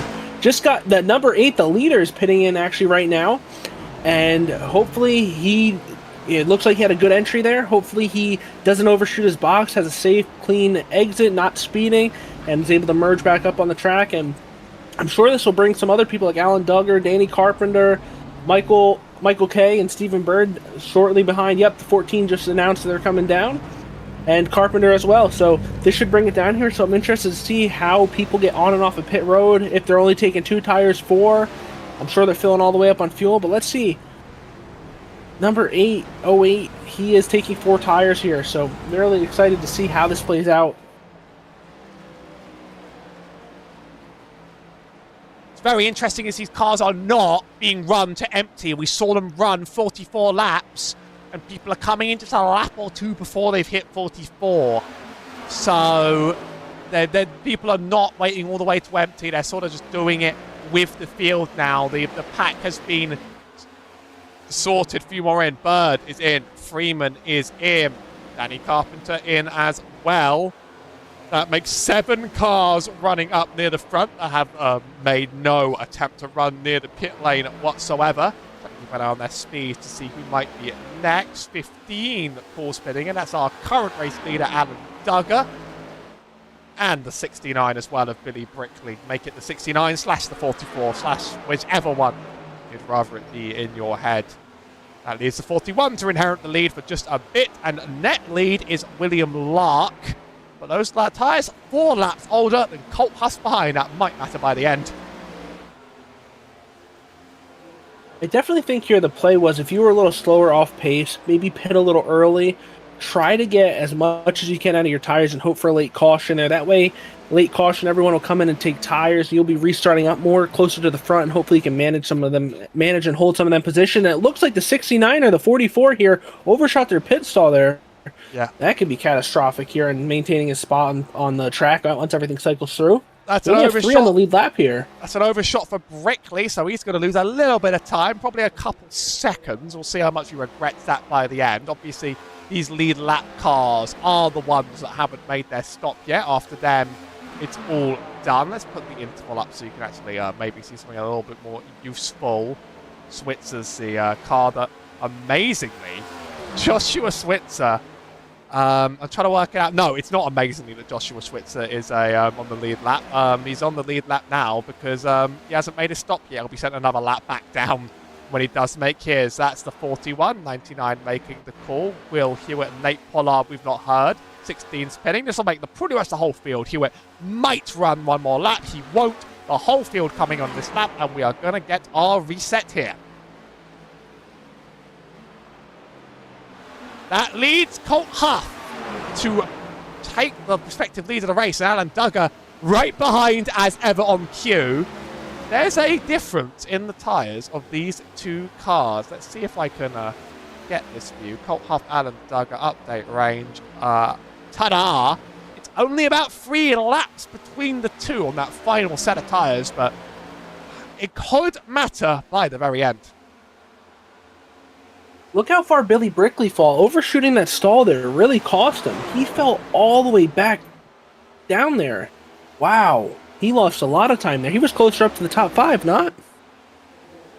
Indeed, he just lost a couple seconds, and that's going to make all the difference. And what catches, they'll switch back for what will be at the race lead, and actually now is the whole pack is cycled. Duggar, a little bit of a reactive move to the bottom, and I didn't stop Duggar from taking it the whole way. And at that point, that was just given up in its entirety. So Duggar easily passing Huff well before a tyre delta really materialises on the track. 35 to go for the field. And yeah, where is Brickley? Where'd he go? 16th. I mean, I'm looking at his lane time. In the lane in total, he lost 7 seconds. So I don't know. That can't have just been the entry alone. The box time was the same. He didn't do 7 seconds entering the box. He overshot it. He overshot it, remember? Is that 7 seconds? I'm not sure, but it has to be. It must have been like a combination, I think, of that, plus also maybe a terrible entry, overslowing on the way in, maybe a bad exit, and everything goes wrong. Because that's not 7 seconds. He wasn't sat there for 7 seconds and went back, but I think maybe a load of things happened on one horrible run into the lane, and that's cycled out this way. That's crazy, just seeing how far, like 7 seconds he lost is just insane. Seeing how he went from the top 5 all the way back to 16th. Man, he lost so much time there. He's really hoping for a yellow as well. Daniel Best up to P7 already. Man, Daniel's making the most out of that pit stop there. He's hoping for another yellow too to re-rack him and get back up there. But there's 2 people right there hoping for another yellow. We have 32 laps remaining. Not so sure how likely there is for one, but those are 2 people really hoping for one. Let's catch the entire Billy Brickley pit road. Let's just see like what went wrong, because I think a lot had to go wrong for him here. So that's 7 seconds. That is 7 seconds worth of time lost by Billy Brickley entering the pit road. Yeah, that's how that happens. And then he also misses the box, so everything went wrong. One step Bad after things another. went worse there. Yeah. Definitely 2 and 2 now equals 4 now. It definitely makes a lot more sense after seeing that. But man, catastrophic there. Had such a good run going. Hopefully he can recoup maybe a top 10 here if things go well. But man, that's almost half the time, half the distance he needs to get there, and then another half to get back to the lead. So there's definitely a lot of room for him to a lot of time he needs to make up here in a short. Not many laps left. Nobody wants to practice pit lane entry on more tyres, because it requires you to drive 44 laps around the track, wear your tyres, and then get one shot at it. But sometimes you see proof that like you have to, because if you get confident going into a pit box on old tyres, you don't know how that's going to feel. It wasn't the only car to do pit around an entry, of course. The first car into the box in the whole race ended up doing that, I believe. That would be the car that's been out for 15 laps. Chris Chavez Essery also had a bit of a slip-up entering. Now, it wasn't quite him who had the longest lane time. I can't sort by this. That's really, really frustrating. Billy Brickley had the worst of it, but there were there was at least one other driver that had a horrible time on that pit road, and yeah, like, because it's worn, you have to like slow it down massively to hit the pit lane entry speed, and then all of a sudden it's all just out from under you and it's over. So crazy, just them little mistakes can compound and add up to a long run there. You can have the best car and just that little mistake there, and then you overshoot the box, and that what could have been a 7-second loss, that would be a top 10 for him right now. Then he overshoots the box, and now he's all the way back in 16. Just crazy how little things like this can compound, especially in racing. It's just so crazy, them little things. Daniel Best, you mentioned him. Daniel Best spun the 41 on the front straight. That's going to be a yellow there. I was about to praise. I was in the middle of a sentence praising Daniel Best for climbing his way back up the field, and we've just lost that one out entirely. The curse struck before the moment. It's him and the 4101 of Michael Kurdziolek, and this... he just isn't turning. He just does not turn. And that's going to reset this. Luckily, we don't have the horror scenario of anybody trapped a lap down. The entire pit cycle has completed, but 41 comes down a bit. The 5 doesn't come with. That spins the two cars out. Looks like the 5 and 41 were... Yeah, the 5 and 41 were definitely going down. The 5 said, I'm not going on the apron, and the 41 thought he did. It was going to, and it just looked like just a racing incident there. And Daniel Best going through the grass here now on the backstretch. Well, I'm not sure what's going on. He locked up the tires there. Oh, man. Oh, no, there's no way. Mistakes are just compounding here for him now. Oh, no. No damage there, it looks like. He might still be good. Yeah, he gets away with it. And in fact, he gets to keep P7 because he may have spun out a car in the process, but he barely damaged that car. And he gets to just sit now up in P7 after that, and that might be a question to talk about at the end of the race. But that's what always scares me about tracks where people just take the apron like it's their main hobby. Like, I always feel like if you miscommunicate with the car next to you, and you don't quite do the thing they're expecting you to do, you're in trouble, you know, because then suddenly one person thinks you're going down, one thinks you're going up, and that's going to lead to contact. It's why I don't just take it every single lap, like, on instinct. And I sometimes just try and, like, hold people to that. Here comes a pit cycle. Everyone obviously wants the freshest tyres. No real beneficiary from this other than our driver that was a lap down, of course. Joshua Swift has spent the whole race waiting for that lucky dog. It has come his way. Comes everyone in the box. Good exit from Colt Huff. He was first in. Danny Carpenter takes up 2. I'm looking to see if anyone's... Huff and Carpenter have taken 2 tyres. Doug has taken 4. Nate Pollard has also taken 2. I'll show you how we see that. Last pit stop time. Anybody there with less than 10 seconds, they took 2 tyres on that stop. Billy thinking he had to only take 2 there. Back up in the top 10, rolling out P9 here, unless someone had a speeding penalty, but... yeah, P8 now, but Billy really, them mistakes forced him to take 2. Hopefully 2 hold up well for him. Daniel taking 4 in P9. So Billy and Daniel maybe the 2 who benefited the most from this caution, besides Joshua Switzer, who got the lucky dog there to get back on the lead lap. So yeah, them 3 right there are probably really appreciative of it. Everyone else maybe not so much. But them 2 tires here, I'm excited to see how they manage here, because the left sides aren't too old. Them 20 or so laps. You think those will matter a whole lot here? I don't usually rate 2 tyres here because it's just multi-groove enough that it will really cost you. But you're right, that some of these drivers barely ran. You know, they barely ran any time, and so therefore you're probably only a couple % down on wear in the sim. As a result, you can probably get away with it. Colt Huff, I think, has taken the outside lane. Wasn't even aware this was the league that gave her a lane choice, but Colt sitting up top or to the bottom. I don't quite know how the lane choice works. I think they're just saying we're late enough now that we're doing it like this. Not every driver knew that it was 1 to go. You should know that it's 1 to go when you leave pit road in iRacing after enough of it. Let me tell you that. Colt Huff leads the field, top 3 on 2 tyres. Alan Duggar, Stephen Bird, Hugh Brown next 3 on 4. And then Billy Brickley again jumping back up to the top. Lots of variation in this field. That caution shakes up the race. And we get ready to go green with 24 to go here at Kansas. I haven't really... Oh, a bad restart there on the inside line there. I don't know if he spun his tires or what.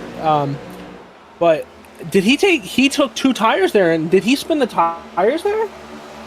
He could have spun the tires there. I don't know whether he spun them or he failed to react in time. I mean... maybe he was in the wrong gear. I'm not too sure, but... What could have happened here too is I completely just lost my train of thought. I'm sorry. I'm sorry, but sorry. What I was saying was taking 2 tires. I've never done it much, but we got one in the wall sideways. 17. He kept it straight on the front stretch there. But taking 2 tires here, you either get really loose or really tight. Oh, we got spinner in 1. We got a caution. Daniel Best is around backwards. Oh, catastrophic. Not again. From bad to worse, Daniel Best and Will Hewitt with a meatball flag as well to round it all out. And Daniel Best has had a roller coaster day. Ooh, big wreck. We got a spinner right now under yellow right now. We're going to have to get back to these one at a time because there's a lot that happens here, I think. This is between the 11 and the 5. Oh, he runs up really high into that 69 and just collects the 5. Trust me, that is the 69. I've come to recognize what that car looks like. And yeah, I think, over here, he just doors it because he's been given no room on the bottom. That starts that. So you tell me there's another spin. Which car was this? You know? That was the number 4 under yellow there. He got real sideways and just... I'm not sure if there's any contact or not. I just caught the end of it there, but I did see him spinning. Likely a result of this. Yep, just looped around there.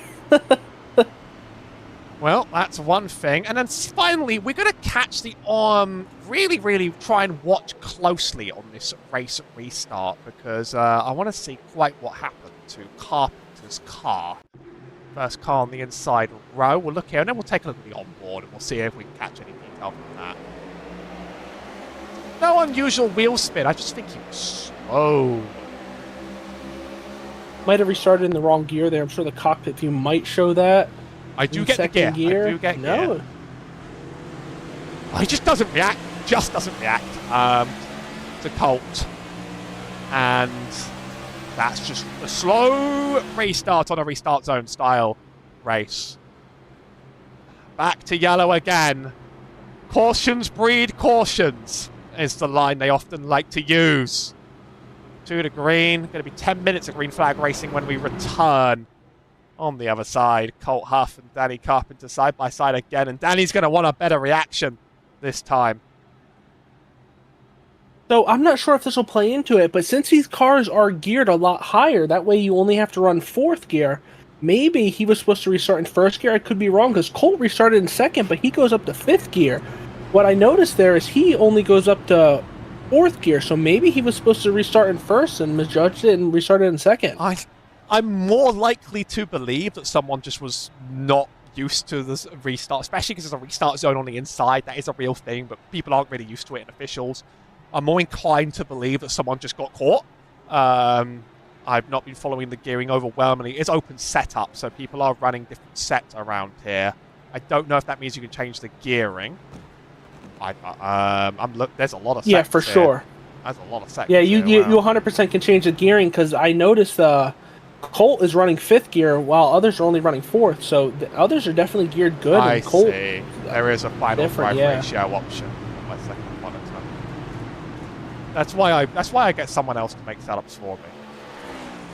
Such as the owner of this YouTube channel. Hey! So who had the slow start there? Who had the slow start there in that restart? Danny Carpenter. I just went back and rewatched the previous restart. He did restart in 1st gear, so I think he did start in the wrong gear there. I'll keep an eye on it then. That's very interesting. Yeah, not too sure there. Unless I'm missing something here, but he did restart in 1st gear on that previous one. I'm going to check out... Oh, this is live right now. Okay, let's see what gear he starts in here. Maybe he was just caught sleeping. Who knows?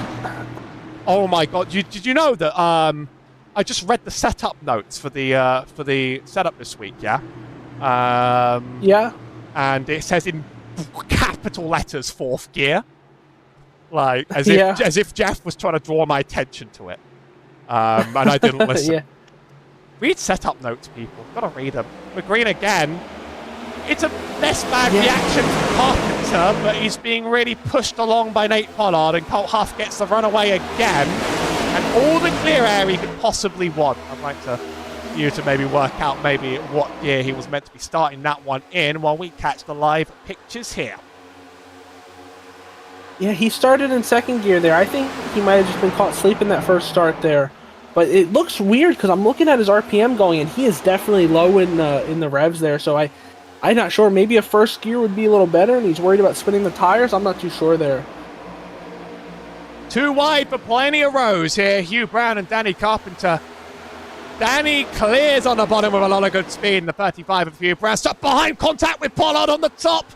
Oh, that was almost another yellow. We get away with it. Apologies given by Stephen Bird. That must be something else that happened entirely, I think, to check up behind. So 2 rows of 2 here. Ryan Steinhoff, Brian Burchett, Gus Mortereau. Colt Huff, fastest lap. Running away with it. Would quite like for this run to remain green because I think then he'll have a win certifiably in the bag.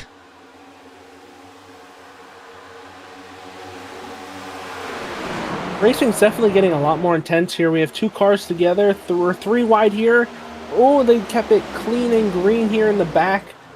It was the number 6 and the 44 and the other 44, so I'm assuming one of them's a 69. So they were 3 wide there making contact, but everything stayed good here. But just good racing throughout the field. Definitely things are things are starting to intensify a little bit, heat up as we're nearing the end of the race here. Cautions do bring caution. We were clean and green until stage 3. Then we had 2 back-to-back there. Daniel just getting unlucky and involved in both of them. And yeah, so just good racing all throughout. Definitely things are starting to heat up here as we're closing in with 14 laps to go.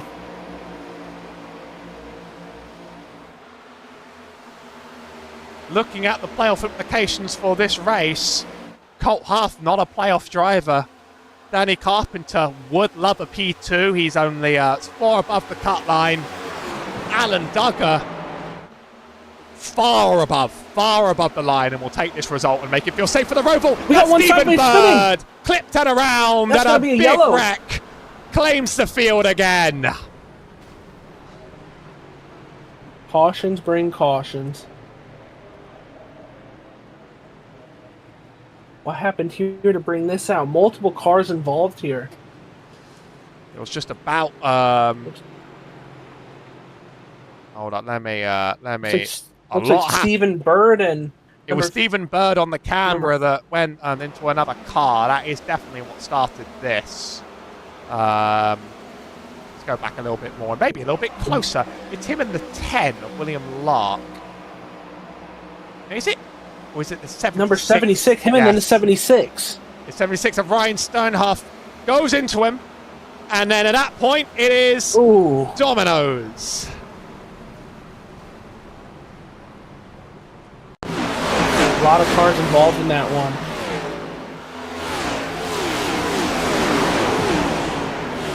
Oh, I hate to see that. Such a long, clean race, and so many cars involved over such a little instant like that. But Stephen Bird makes a jump into the pit lane from... I don't know why it says he was on the lead. I know he's just eating a black flag on pit entry. I'm just trying to work out why iRacing also thought he was in the lead. Yeah, okay. So he ran up to the front, dived into the pit lane, got a passing under yellow, and is now left the lobby. So for a minute, I thought the leader just ate a black flag on pit road, and I was like, Daniel Best did just eat a black flag on pit road, by the way.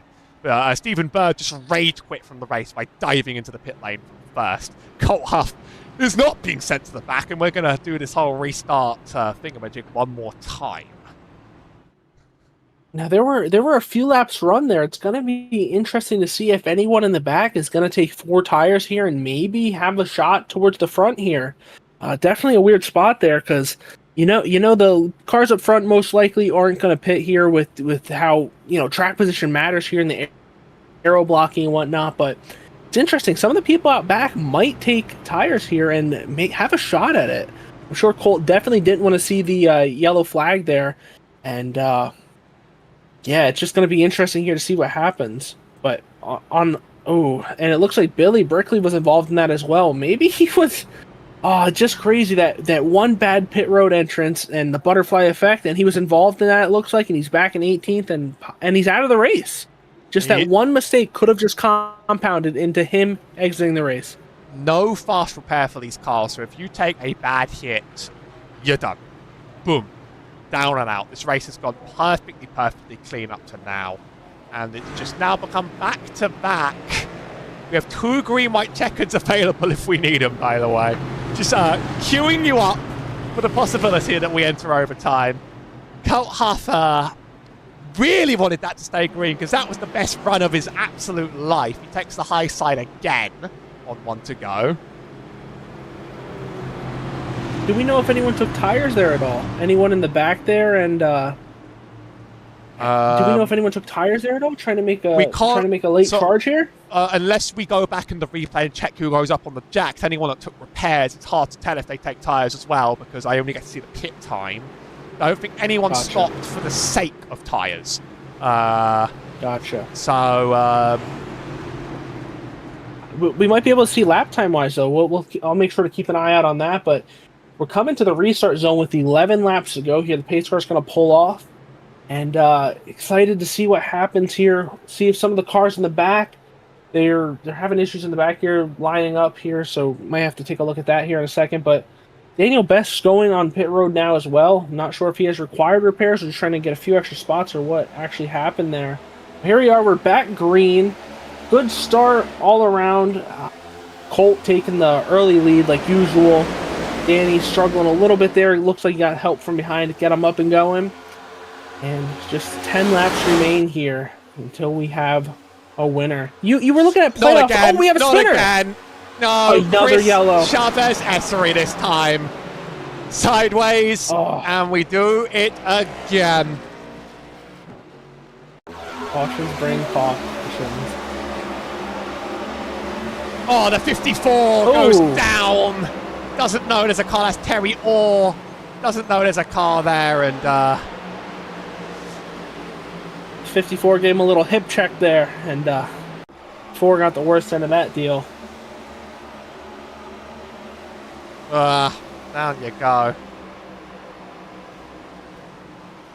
More incidents. Ryan Steinhoff still has a meatball. I don't know why I looked at him. That's from the last wreck.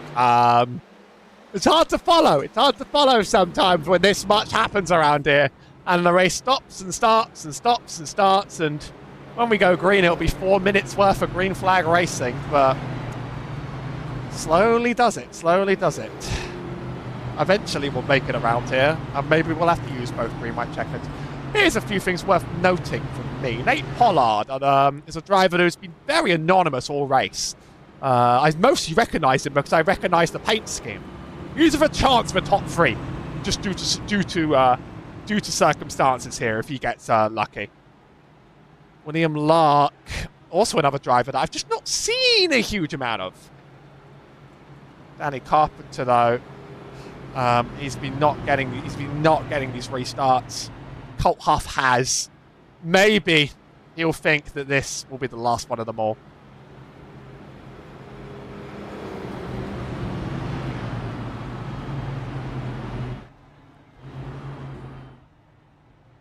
Yeah, for sure. Looking at that back, it looks like Terry and the number 4, the Chris there, it looks like Chris came up as Terry was coming down. It looks like they kind of met in the middle. So as it looked like a hip check by the 54 there early on, I think they more likely met in the middle there watching it back. But race control just made the same call, by the way, and they just called that as a racing deal. So I don't know whether you just repeated that or whether you watched it yourself and came to that conclusion. It's fine either way, because that's what they've done and that's how it's going to be.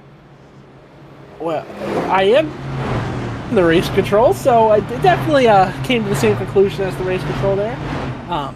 We just had to switch back here, but eight laps remaining here. Excited to see how this plays out here. Cautions bring cautions here. We're definitely, man, I wasn't thinking we'd have any cautions here at the end here, but we might use both green white checkers here at the end. That's a scary thought here, especially for how good this race has been here. Josh Switzer going from a lap down up to P6.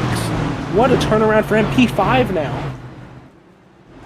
This is just being in the right place and getting away from the wrecks and then, getting that lucky dog. And there is luck involved, but, at the end of the day, you're going to have to cut your teeth with 7 laps to go and prove that you earned it, prove that you got unlucky at the start with that spin and that you deserved this the whole time. So I don't mean to say lucky at all to take that away from anyone, because sometimes when you get unlucky one way, you need to get luck the other way back. Entering the back stretch. God, it feels painfully slow once you've done it a few times, but at least it's not like the Talladega course I had to deal with yesterday. I hate super speedway courses because they take 6 minutes away from your life. Cursed and evil. I definitely feel you there. That and Pocono Caution is just pretty bad as well. And I just got word from Billy Brickley. He had the wrong paint scheme on, so hopefully next week in the booth it should be a little bit easier for you. Shouldn't have any double numbers out there. And you were talking about playoffs. How is Mr. Baxter looking at the playoffs after missing this race? As we're coming here to the green flag. He's plus 113 coming in, so I don't expect. It may be a win and you're in as well. And if he did that, then that would explain the size of that gap. Away we go again. And a lot better. And a launch. Go ahead, sorry. Better launch from the inside. I think we're going to go on the same thing, though.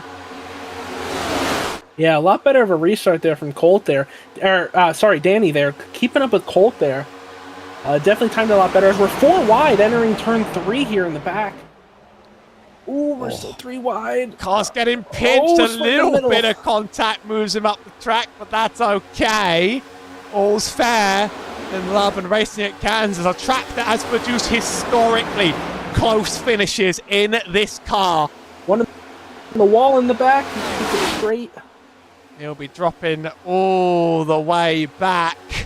Now these two cars, they're side drafting each other back. Colt Huff's getting away as a result. 2 rows at 2 wide. It's slowing them down around this track. And Colt Huff wants to run and hope nothing else happens. Colt is loving what he sees in the mirror. The 2 cars slowing themselves down, allowing him to get an even bigger gap there. All Alan and Danny are trying to say to each other, as we got one in the wall there up top, slowing them down really slow. 3 wide there. Oh, Alan Duggar lost so much room there. 4 wide, they're beating and banging doors. Hugh Brown just so much action here. Hugh Brown just forcing his way through like a cruise missile here. The 15 in the wall causes a check-up, and he just thinks, yes, I will go in here. There was an audible reaction in the chat to that move. That was controversial. His move up to P3 very much moves someone out of the way to get it. There's a wreck in the back. We're spinning. It's Pollard in the wall and around. And we're not done here. And green-white checker number 1 is going to be used. We have 2 of these bad boys. No fast repairs. I got that wrong earlier. So, man, we might need both these green-white checkers here after having such an amazing Stage 1 and Stage 2. Nate Pollard runs too high into the 6, I think. I'm very good at making calls that they get proven wrong by race control, but I think that 6 goes all the way up to the wall, and Nate's looking for a little bit more room there. Not quite clear when he moves himself across. I would love maybe more. If Nate changed his name to Carlo, he would have known he was there, but not too sure. Yeah, it definitely looks like he just thought he was clear, or just came up a little too high and pinched himself in the wall and got himself turned around there. I want one more look at Hugh Brown's pass, because this was quite unbelievable stuff. Is this it? No, that's not it. I'm just trying. I'll get this. Filter by driver Hugh Brown. I have plenty of time on the yellow to get this one right. With Duggar getting in the wall there, Hugh saw spots to gain and he wasn't lifting. He said, that's the end of this race. Hopefully there's no yellows back, and I'm going to keep all these spots here. But now he's going to have to fend and try to hold them back off, because he did ruffle a few feathers there, and a few people were not too happy. I heard complaints from the chat about it. This is the best you're going to get, by the way. You're going to get me fast-forwarding for every lap until we get there. It's not that one. There we go. There we go. I love my rewind button. It should be illegal to have this much fun with the rewind button, okay? Can't do that in real life.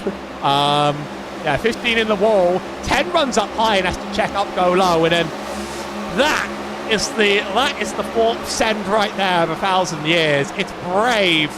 It's controversial. But it did work and no one got hurt. So I have to simply respect the guts to just go, I'm not lifting. Do not tell him the odds. Almost 5 wide. 4 almost 5 wide entering turn 3, and somehow no caution from that. But what a gutsy move there. He saw an opening and he took it, and he made it stick some way or another. He definitely benefited off of a few others' misfortune there, and he's going to be starting in P3 here, and he's definitely has a shot to win here. Is Colt Huff and Danny Carpenter up there racing real hard. Colt definitely didn't want to see this caution here. Colt's just hoping that Danny and Hugh or Duggar all sit side by side and side draft each other and allow them to get away. But we have 2 green-white checkers here. Anything can happen. And, man, this is going to be an exciting end to this race. I knew that they would find a way to surprise me after the greenest race in history for this series. I knew that it was not going to quite be that simple. Trying to count the cautions now, I believe there's a way for me to do this in my data, so don't you worry. Just hold on there. I can't. Let's see. Okay. So 1, 2, 3, 4, 5, 6, 7, 8 cautions to my count. 2 of which were competition.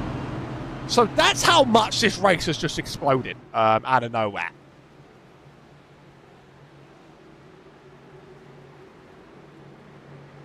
such a crazy turn of events.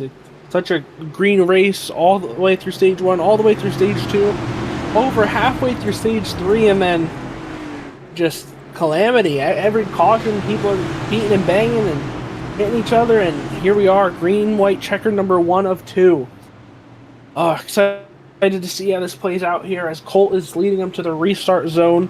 Pace car about to dip off here. Danny Carpenter P2, Duggar P3, Hugh Brown P4, and Chris rounding off top 5. As we're approaching the restart zone, let's see. Good restart here for Colt. Danny not too far behind, keeping it up, and Duggar on the outside. Oh, Hugh trying to make it 3 wide, forces his way through, is unable to do it, and Colt is loving them side by side in his mirror, just driving away. This is going to be a lot of big pack racing. One more in the wall. That's the 6 on the outside. Joshua Switzer. 3 wide, a little bit further back. But P1 and 2 running single file, and that might help this catch happen. So many laps of this race have now been led by Colt Huff. He's been very, very good on back-to-back restarts. And Alan Duggar's going to need a miracle to make it through. This battle for P3 is going to be tight. Hugh Brown and Danny Carpenter chasing each other. One more run down the back straight. Next flag finishes this race. I think Hugh Brown got the better of Danny Carpenter. He's dropped like a rock. Duggar's going to enjoy taking that P2. And across the line comes Colt Huff. Check the flag. What a race. What a finish there. Definitely a crazy 360 from how it went the first half, but what a finish. That was an amazing race. It was a lot of fun watching and announcing, and definitely a deserving winner there. Hugh Brown got them spots, kept them, and stayed up front in top 5, so them spots he definitely took were good and worth it. He made it worth it. He made it stick, and he held on to them. Josh Switzer got back on the lead lap, but seemed to fall back. Daniel Best in P14, not the run he was looking for.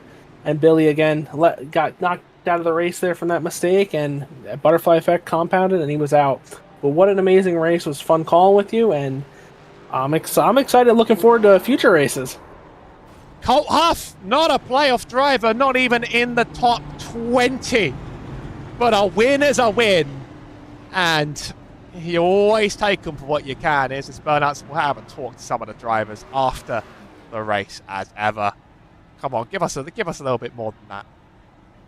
Nope. Come on, Colt. Okay. I don't win much either, so I'm not exactly a king of burnouts, but there it goes. There's a bit of that engine. We'll get our final finishing result. Colt Huff wins over Alan Duggar and Hugh Brown.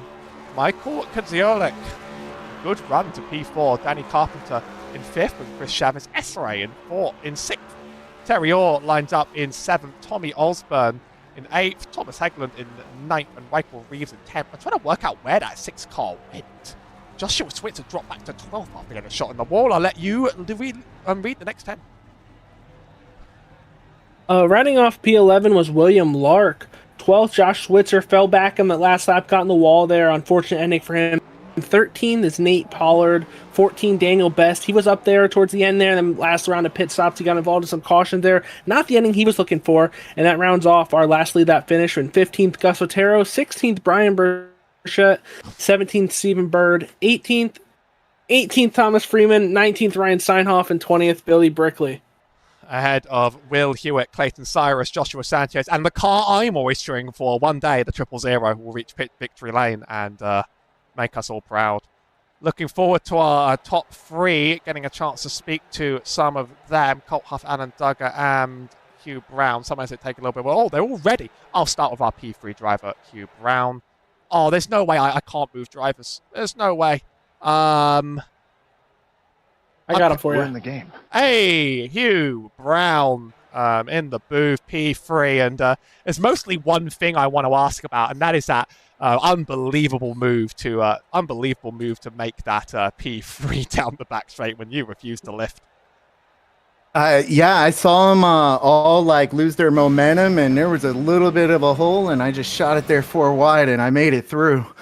It happened real fast, but I saw the hole, and I didn't feel like I was forcing open in a lane, and I just shot through before they saw it. I thought that was a lot of fun. I know it was controversial at the time, but you made it and you made it in cleanly, and that's what you'll take. How'd the rest of your Yeah. race go, though? You were a little bit of everywhere. Yeah, it was a good race. I felt like I was mired in the back a little bit. And I kept burning off my right front, but I made big adjustments on the car, some tire pressures, and got cranking on the offsets. And every run it got faster and faster. And I thought I had a chance there on the last run, and I got up there, but I got a little bit of damage. I had to come in and fix it, but luckily the two tires let me get back through the field through the for third. Today's pretty good for your playoff chances. Obviously, now your gap's been made quite a bit clearer, and you're probably going to appreciate that going into the Roval. How will that race treat you? As long as I remember that they took away the right turn in the infield, and I got to go straight and then make a right turn, I'll be all right. But if I go to make the right turn, in the infield, then I'm gonna get into some trouble. But I'm gonna practice, and I normally do pretty good at the road courses. I'm not the greatest, but I can get it done. That right turn was my favourite turn in iRacing. I'm going to warn you, the right turn is still there and there's no cones or barrier, so you have to override your instincts, all right? Just override them, Yeah. because it's messed with me already. Before we wrap up on the any other thank yous or shout-outs? Just to my kids, Raylan and Grayson, and Ryko Performance. Thanks for the speed. Good to speak to you on a very good race indeed, Hugh Brown. Thank you. All right, so I need to trust our co-commentator now, who has more admin rights than me, to get Alan Duggett into the room for our P2 interview, because apparently I don't have the rights to do this. Alan, it's Mike here in the Maconi booth. You got me? Yes, sir. Alan rolling off with a P2 there. Had a good race there. Had a few mistakes. Got in the wall there towards the end. Thought your race could have been. I thought your chances of winning there towards the end could have been over, but you managed to rally back for a P2. How'd you do it? I drove the dog crap out of the car. It's just so tough to pass here. I Yeah. sound like a broken record every time, but the dirty air is just so bad. It's hard. It's tough. Yeah, when you get a lot of fast cars, a lot of good setups, good drivers there, it's definitely hard to pass at some tracks there. You're right above the cut line in the playoffs, if I remember correctly. So today a P2 finish definitely helps you there. How do you think your chances are rolling into the Roval next week? I got a lot of work to do on the Roval. The Roval's not been too kind to me. So we'll just have to see. Let it play out, I guess. For sure. It's important to remember Trevor won't be there next week, so that might be a few extra points you could take if Trevor's usually good on road courses. I'm not too sure about that. But do you have any people or sponsors you'd like to thank? Yeah, Flying Change Farms, Runners Alignment, Silon Motorsport, Boris Bar Ranch, Ken Byron over at Ryko, 15 Studios, y'all putting on a wonderful broadcast, and the guys here at Door to Door for letting us come and play. All right, awesome talking to you, Alan. Good run there. Thought you really had a good shot there towards the end. And thanks for coming in here in the booth. Thank you, sir. So you're going to have to leave me with Colt Huff to round out this top three. Colt Huff, well, there's nothing more painful than getting good restarts and then being forced to do more of them. But you really, really kept your cool. Talk us through that race. Yeah, that first run behind Daniel in stage one, it was just way too tight, and I didn't have the grip I needed in the center of the corner, so I made another adjustment and was surprised that I came out there ahead of Daniel off of pit road, and then from there it was just if I can just block with dirty air and make them use up their front tires. So those final restarts, you definitely had the jump over P2 nearly every single time. Was there a key to it you understood in your setup, or was it just pure concentrated skill? I'm going to have to give Thomas Heglin a shout out for calling two tires for me. That kind of gave me the more right side grip to free my car up even more. And then from there, it was just, pressure is a privilege, and there was a ton of pressure there. So racing these guys was a lot of fun and really, really tough. And I thought Alan was going to get me there at the end, but luckily I had enough in the tank. I could stay in front of him if I needed to, so that was just a blast. New to this league, only 4 races in now, so no chance at making a run this season, but certainly making a splash, so wishing the best for you if you come back. How's the Roval feel for you, though, with that new hairpin? Yeah, it's definitely tricky. I feel really slow through that new hairpin. It's really easy to blow the right-hander after that downhill, before the hairpin, but just about every other corner, I feel pretty average in. I don't think I have any top 15 speed or anything there. It's just hopefully we can keep going at Vegas with this strength, then maybe move on to Talladega and lead a bunch of laps there and have a shot at winning it. And then Martinsville is going to be a pretty fun experience with these guys. And then to round the season off with Phoenix, I think I'll have a pretty good shot there too. So hopefully I can make an impact and do something good and make an imprint on next season for when I run full time. Any other thank yous or shout outs to help wrap up the show? Yeah, I want to thank out Team Conti for one killer setup for race trim, and all the help that I've gotten this week to kind of get the car how I need it. And I want to thank everybody for pretty much racing clean. There were a couple times they could have just drove through me and moved me up the track, but didn't. So I really appreciate that too. Well, as I said, you certainly made a splash with just your contribution here, and it's hope to see you more on the track down the line with some good finishes. Yes, sir. Hopefully we can keep it going next year too. That was our race winner, and that's going to wrap up our post-race coverage, and we can just reflect on what we've experienced and talk about what's up next on the way as we head at the same time, same place to the Charlotte Roval. Now, you've seen quite what that hairpin looks like on a track map, but trust me, there's nothing quite like trying to get around it with a cup car. Yeah, I can't imagine. I'm definitely going to have to learn it, running a lot of races this week on iRacing, just practicing, getting ready for my league race eventually. But, oh, man, that's going to be so new, so foreign to me, that hairpin. Definitely Calamity Corner. There are going to be a lot of accidents and a lot of track blocks maybe. So, who knows, you get a good qualifying lap that you might not be the fastest. There could be an early wreck there in that corner, and you could set yourself up for a really, really good finish. Who knows what happens there, especially if there's no stages. But I'm excited for the Roval. I can't wait to run some laps there this week. How about you, Howie? I mean, I'm always scared to watch how those cars tackle that thing, but it's always a lot of fun seeing the road course ringers come out, and I like the chicanes around there, which perhaps makes me an absolute freak beyond nature. Cut-off round for the playoffs, though, so the pressure is very, very high to reach that top 8. That wraps up the show tonight. Thank you for putting up with the slow start, as we got some commentators sort of disappearing and needing to fill in out of nowhere. And a very, very big thank you to... Do you have a surname that you'd like to share, or is it just Mike for now? Just Mike. Mike's fine. Just Mike for now, then, for helping fill this gap. First ever time on the call. I'm happy with the show. You should come back one day. You get paid for it, too.